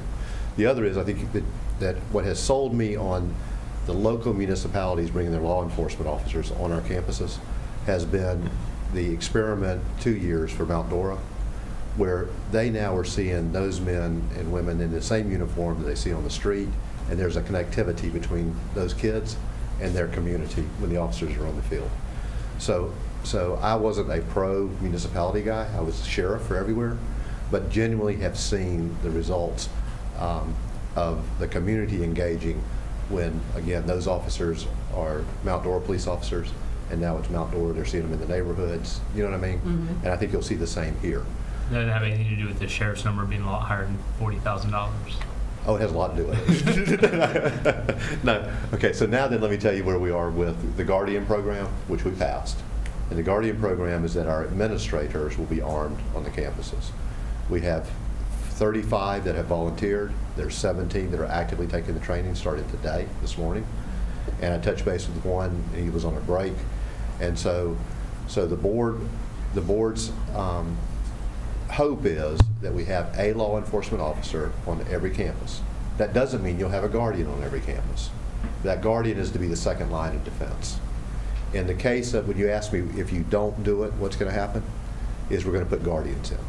Because the state statute requires us to have some protection on every campus. So you won't have an officer? You will not just have a police guardian. officer, you will have a guardian. That's what you will have. And that will happen, I'm telling you. I would much rather, and the reason that I'm so desperately trying to call is the public wants a police officer on every campus. They don't care whether there's a guardian or not. They like the idea. They want a law enforcement officer. But if you don't do it, it's not going to be on your campuses. That's it. So, any other? How much is the sheriff getting per officer? He's actually, he started at $80,000. He's down to 56. So we don't get 56, we get 40. Correct, because we love you. Yeah. I mean, so I have a bit of a problem with that I get the that. sheriff gets more because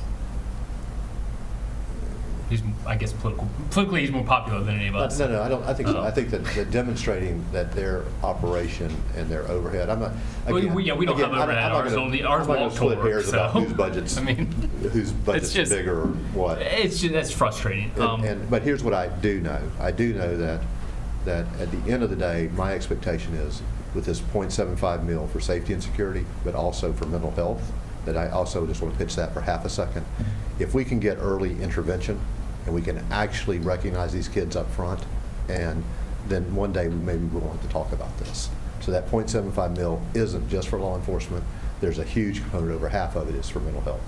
So how does the officer, is there a scope of work that's defined for that person yet that says this is how, is he just going to walk around and look to see if anybody's doing anything and check backpacks, or is he going to, Okay, so we ask about liability. You ask about that, I think.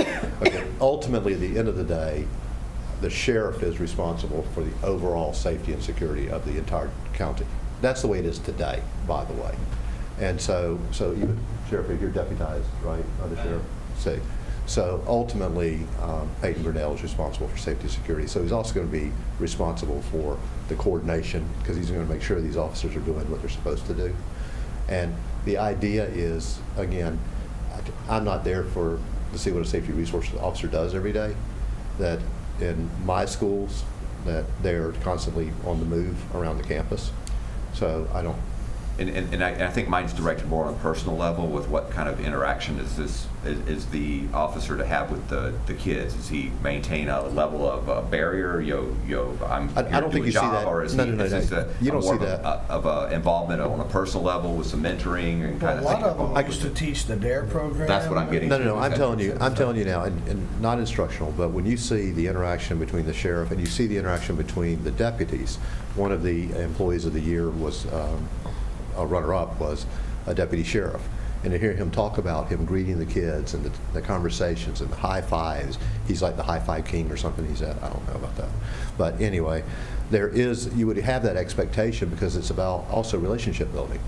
The safety and security is one part of it, but let's also be honest that with the millions of kids that go to school every day, 53 kids have been killed on my watch in mass shootings.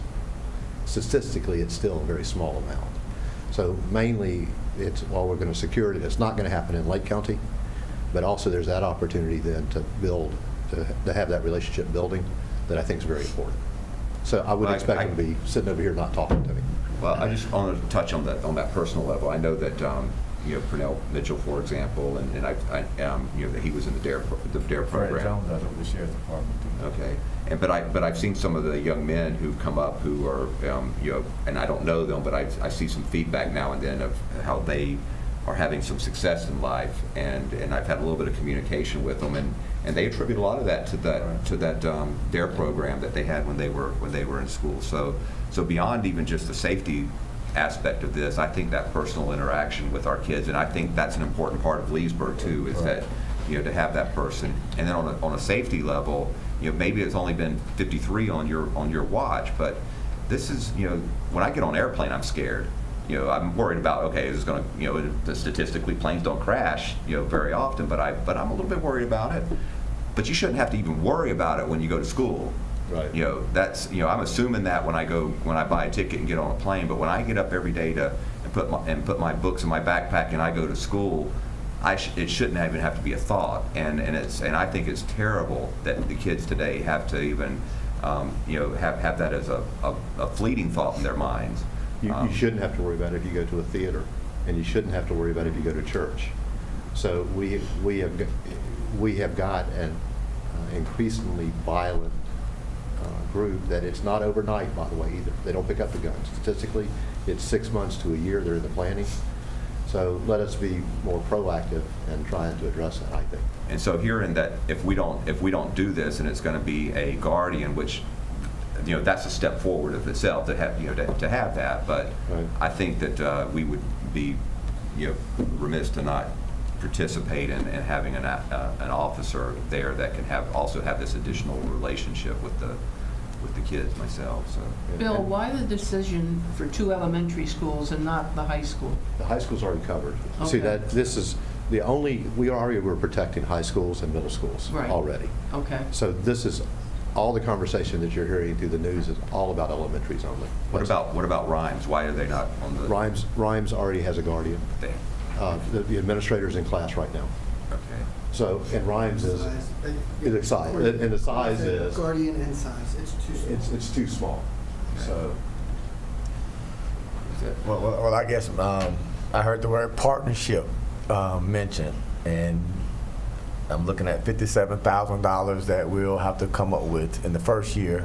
And if the referendum doesn't pass, politically, I don't see anybody sitting up here who's going to say, okay, let's get rid of the Leesburg Police Department. We're not going to do it next year.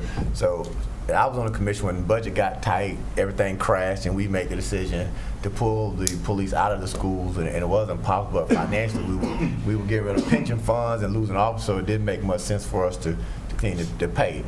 So I can just let the commission know once we do this, it's going to be very difficult if the referendum doesn't pass, that we're going to say not going to do it. So I went off to that point, and we talk about partnership. I'm big on what Commissioner Bones talking about is the DARE program, because statistically, I don't think, knock on wood, that at least we're going to have any incident for mass shooting, anything of that. So if you go 5 years without an incident, then what do we really accomplish as opposed to just having a cop there? So I would suggest that chief, whoever, if we go down this road, that we get an officer, we train them, they talk about drugs, alcohol, so that they can have resistance, so they can have a relationship with the officer, not just that's the guy that walks down the hall. Most kids who do well don't get a chance to get to know the principal. The only ones that get to know the principal are the ones who get in trouble. So when there's officers out there, to me, it's not just walking around paying $6,000 to $8,000 for a guy to sit on the campus. So I would want them actively involved with all the kids on the campus.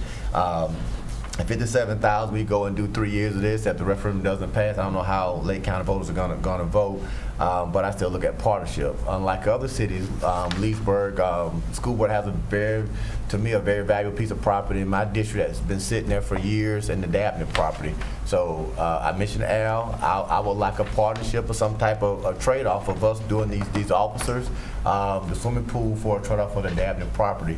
$57,000 may not get me there, but I think next year I think we're gonna have to have some serious conversation about some type of trade-off for me.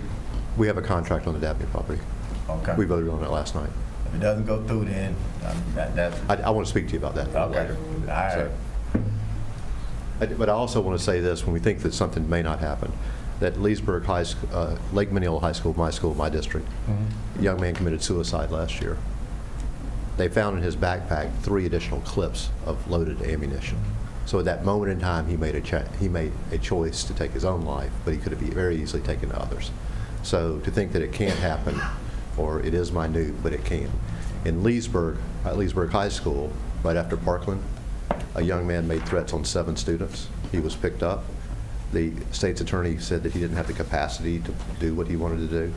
Fortunately, the sheriff called me, said that boy need not be on the street, They dropped him off at his grandmother's house. A deputy picked him up. He was Baker acted, and he's getting help. So it can happen, and we need to provide that level. And this partnership, I really think it will be successful for both of us. If you don't get it, that contract don't go through, look us up. I'll talk to you later about it. There were strings with it, so that, Okay. All right. that's why I called you about Mrs. Benety. Okay. Okay. So I mean, this is something that I'd like to see us put on the, I guess we can't vote on it tonight, or Yeah, this we is- need to look at a this is a contract. I'd workshop. see I it put think- on an agenda to Well, discuss. so. the school board's going to request that we get this taken care of ASAP, so if your request is to get it on the agenda for a vote, I'll get it on the 23rd. I can hear from the chief. Oh, he's smiling back there. I just wanted to make sure everybody is eyes wide open on this kind of situation. Of course, I support safety and security for all our children in our schools, and Commissioner Christian knows that we had SROs in every school, middle and high school, for years and years, and it became a monetary issue. We did also have George would do. He was our DARE officer, which I thought was a wonderful program, and he did that in elementary, not full-time there, but would go to the elementary schools. Operationally and logistically, this can cause some issues. We don't work for the sheriff's office. I'm a wholehearted supporter of our sheriff, but I don't work for him, and neither do my guys. And so they would be responding to me and me alone. And so the liability would be on us, which, as Al mentioned, the liability, we carry that everywhere we go. I have it here. If somebody comes up here and something happens, there's liability attached. So that's not my concern. My concern's a little bit of, we have Leesburg officers in a couple elementary schools. We have sheriff's office, deputies in a couple of schools. And so we work very well with the sheriff's office on a lot of jurisdictional task force and things like that. But, we need everybody to be eyes wide open that if we decide to do DARE in the program, we're going to do DARE in the program, regardless of where it's programmed at through the county. I'm sure they would support us in that endeavor. But some of those things cost a little bit of extra money too, sending somebody to a DARE conference and getting them trained and all that kind of stuff. We have some wonderful officers that we would plug into those positions already. We floated it out there just as a teaser, and some really good officers that I was impressed with put their names in for it just to see if it was a viable option. So it certainly does have its benefits, but I just want to warn the commission that it does have some logistical drawbacks that could come into place. Nothing that can't be overcome, but So Chief, on those 5 empty spots that we're... I have 4. I misinformed city manager. We have 4 open spots right now.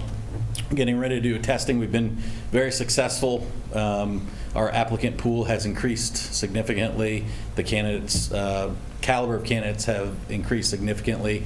So we are looking at probably in the next testing, which will be in about 2 weeks, getting at least 3 of those filled, and then it takes 3 months once you get them on board to get trained, and then of course they're going to be on training for a little while after that. So of course when Al called me, he said could I do it, and I screamed and yelled and said no, but I can take 2 officers at the beginning of school and do this, and then wait for the the referendum thing to see how that's going to work out. And then I do have another concern about how that works is if the referendum comes through, is it then going to just shift over to the sheriff's office so that they're doing all the schools? So, I don't know about all of those things. So, okay. There's no way on this planet that those that are supporting us that we suddenly would make a change. I'm just telling you straight up, that would not happen. So those are just my concerns that I wanted to be open with the. If the referendum passes, are we commission. going to get the same amount as the sheriff? It's probably going to be something like an average, or. Well, he's going to get a certain amount per officer. No, I'm not in those negotiations, Okay. but I will bring your concerns. Who am I concerned? You're saying that our Yours officers is are not the as first valuable I've as heard his that. are. Also, by the way. Right. So it's legitimate. Yeah. I know that's not just like you singular. It's not. So excuse me, Chief, I know you said the DARE program will cost additional money. Has that been programmed into his budget, Al? Because I'm going to tell you, for my support, I want the DARE program in our elementary schools, and we're going to be there. Couldn't the DARE be the same? Yeah, not, it's not substantial. So I got to send somebody to a conference. Okay, So so it's- I'll go take care of it. Yes. It's a I got couple of some- I got $1,000 some to money. them. I just want to make sure I don't want to come back and say we didn't do it because we didn't have No, $1,000 send a guy to Kentucky. And we would not enter into our elementary schools without having a significant impact on the students involved in programs, and we would work. We work with the principals right now for the elementary schools. I have officers that are assigned to go out there and talk as much as they possibly can with staff and the officers, and we go to a lot of the events that occur there already. So that would be So, flawless. Mr. Mathias, what happened when Rhymes says they want a Leesburg officer at their school because they're jealous of Beverly Shores and Leesburg Elementary because of the great programs that we're running? I tell them to call your mayor. 'Cause Don't call me. Don't call me. I won't tell them when they call. That was my question too, is because why can't we, why aren't we doing it with, if we're going to do it at the Well, other two? and I think it's we'll do it brilliant with just hearing that if you combine the resource officer and they're also a DARE instructor or whatever, that with the Guardian program and with that second line of defense, I think that in the case of Rhymes, it's right down the street from Leesburg Elementary, that officer could split his time between the two because we have a Guardian at Leesburg. Okay. If we end up, right now, we currently don't have a Guardian at Leesburg Elementary, so that officer's main responsibility, but if we get one as time comes on, then could split between the two because you still have protected the schools. Well, I know this will come up if we put this on the agenda for the 23rd, but I've said for some time that I do think that that we as a commission in the needs of today's world have some responsibility to our children in schools that's not traditional, and I'm a proponent of doing more in our schools, and I think the DARE program is one of those things that could be done in each school, and so as I sit here today, I would be supportive of having a full-time, if Beverly Shores is going to have one and Leesburg High School is going to have one, and those students at Rhymes, our schools should have it as well.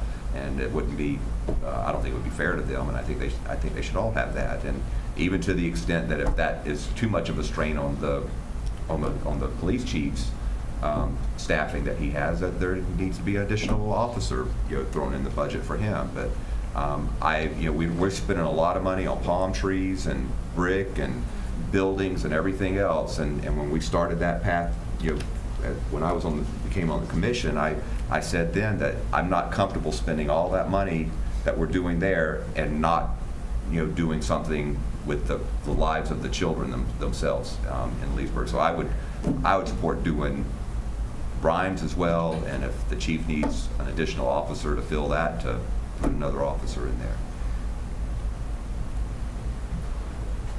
I just want to say one thing. On the 23rd is our regular school board meeting, and so the fact that I won't be here, or perhaps the superintendent will have a representative here, but it's not because we don't care. Yeah, I'll get it scheduled first thing too. Okay, good. All right. Thanks so much. All right, that wraps up the police department. Fire department is next.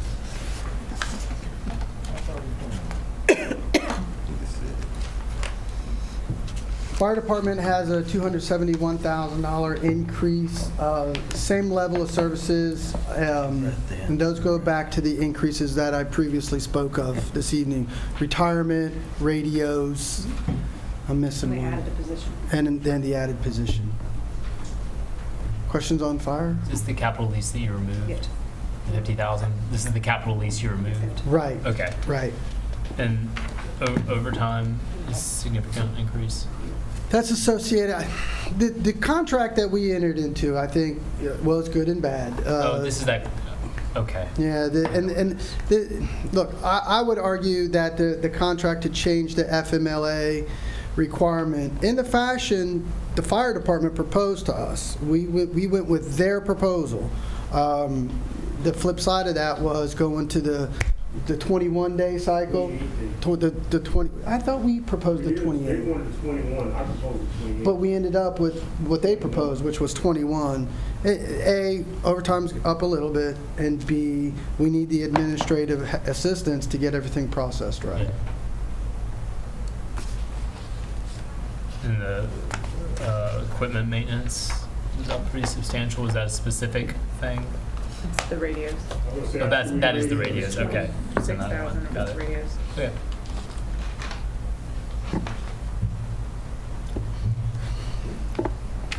I had to throw the fire sustainability slide in you. We have surpassed the 5-year plan when we first went back and implemented this. And frankly, our numbers were all over the place. When we started, we were around a $6 million fire department budget, and we had designs to move it down to 4.6. Total expenses, $32.98 million over the course of this.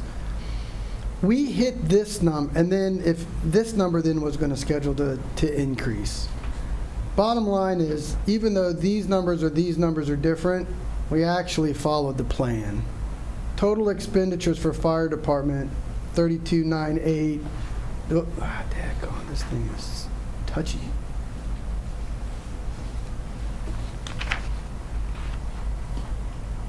$32.8. So we're pretty much right on course.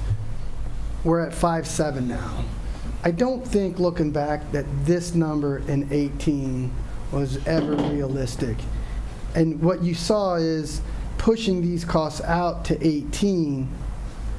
We had this cost about 3 years earlier, and we shared it over 2 years. So if you argue, well, we should have been at 18 and grow from 4.6, well, that's what we did back here. So we hit that number sooner, and our expenses are about where they should be. That's how I would interpret that. I would say that fire sustainability plan has worked. We didn't hit the numbers the way we projected, but we're about where we wanted to be.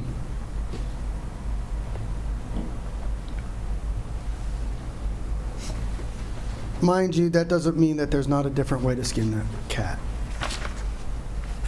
Public Works, we had a little bit of the increases in Public Works. We can go through those. They're going to be incremental in the line items. Any questions on street maintenance?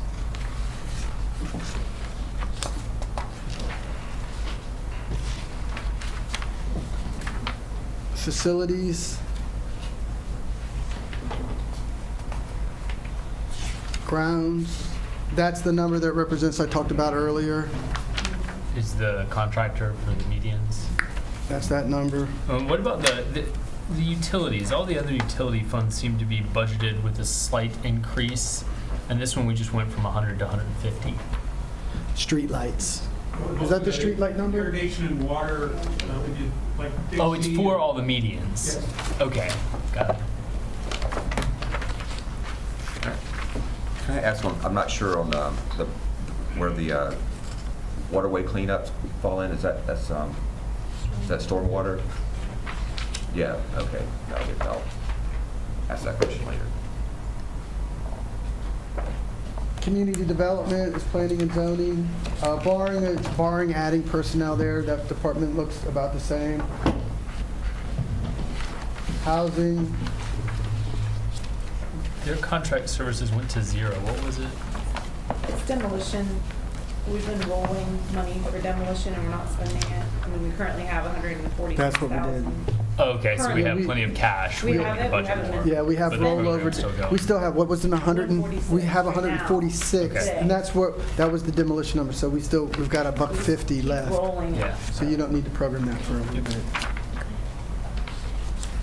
Library pretty much is same operations, barring if you add the hours. Recreation, marina. Marina, I'd like to have that conversation in capital projects. If you want to talk expansion of that.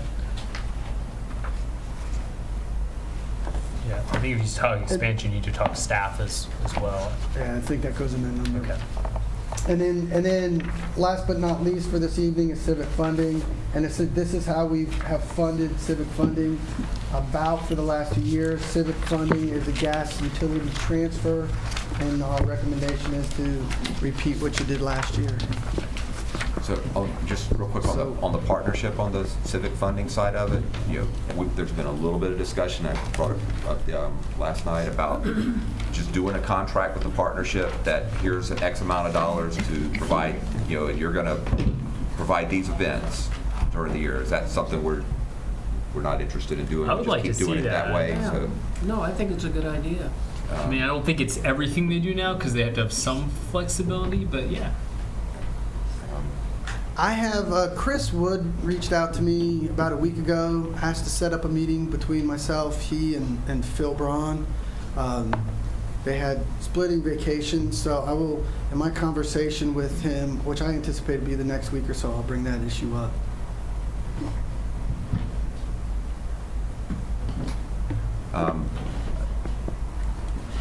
Moore's house, we have that in here anywhere? Okay, Moat Moore's house will be a budget adjustment. The proceeds will come from insurance, and then that'll balance out. So hopefully that's a balance. I am waiting on the report back from Evergreen on the final cost. I think I'm a couple weeks away from that. So that it's not in here, but it's going to be one of those revenue neutral budget adjustment issues. If you don't exceed your proceeds. And I guess that's what I was getting to. Got to stay within the window of the proceeds. I got a question. I don't know if you finished. Yeah. Canal Street, baseball field. I know we're taking the fence down. The fence is down. Are we doing modifications or improvements on the fence? Our suggestion on the baseball field is not to use it. It doesn't get a lot of use. The fencing is in really bad condition, and there's the suggestion to turn that back to the hospital. We gave it to the hospital, then they turned around and we lease it for maintenance costs. I think it's probably time that we go back and say, we don't need this field anymore. So we don't use it? We really don't utilize it. Maybe we need it from them for parking, for Bike Fest or overflow parking, that kind of thing, which I think they'll be amenable to doing if we cut the grass. I think that's one of those things. The reason I was getting, I thought we were taking the fence down. My idea is we talked about marketing, and we have a large frontage right there with the fence on Dixie that nothing says anything. So if we had a sign, we have back-to-back state championship Leesburg, welcome to Leesburg, home of the state championship, welcome to the lakefront city, something that can do some signs. We got 50,000 cars passing by daily, and I think a $500 sign could probably... I don't think you need the sign for that, because on the south side, when you have the nice new Dozier Circle, you can get that mission on an area that's going to be brand new. A year from now? Yeah. So again, you got, you're looking between 1 year, you got 300,000, 400,000 people gonna pass by there, and again, I think we missed on a temporary basis, I think that's something we can work out with the hospital. And so we're gonna take the fence down, we're not gonna use it. You got the home run fence that's probably, when I played baseball, was there 25 years, and it looked like it's some hog wire fence that's on the top. So we're gonna take that down, I mean, because it looks like we're not gonna use it. We'll get a fuller report to you on some suggestions for that. Could I ask a question about Milton Morris? Now, I know we discussed the inside sprinkling system that, you said doesn't need to be put on there because there never was one. But what about sprinklers around the porch in case someone decides to light a fire out there again? Right. I talked to the insurance company about that and sent a response back to the commission on that. So whether it's inside the house or attached to the house for the outside. Right. The suggestion from the insurance company is that putting the investment into a sprinkler system, a fire alarm suppression system, if it's not required, will never pay off. Because of the way that our insurance premiums are calculated, spread out over different properties with different requirements. If you take the money and you put, and assuming it was going to be a big number, somewhere around $100,000 to put fire suppression system into that facility, he said, yeah, your increment at the Morris house will come down, but overall it will come down so little that you will never get back your $100,000 Okay, but that's the investment. interior fire suppression. I'm talking about around the outside.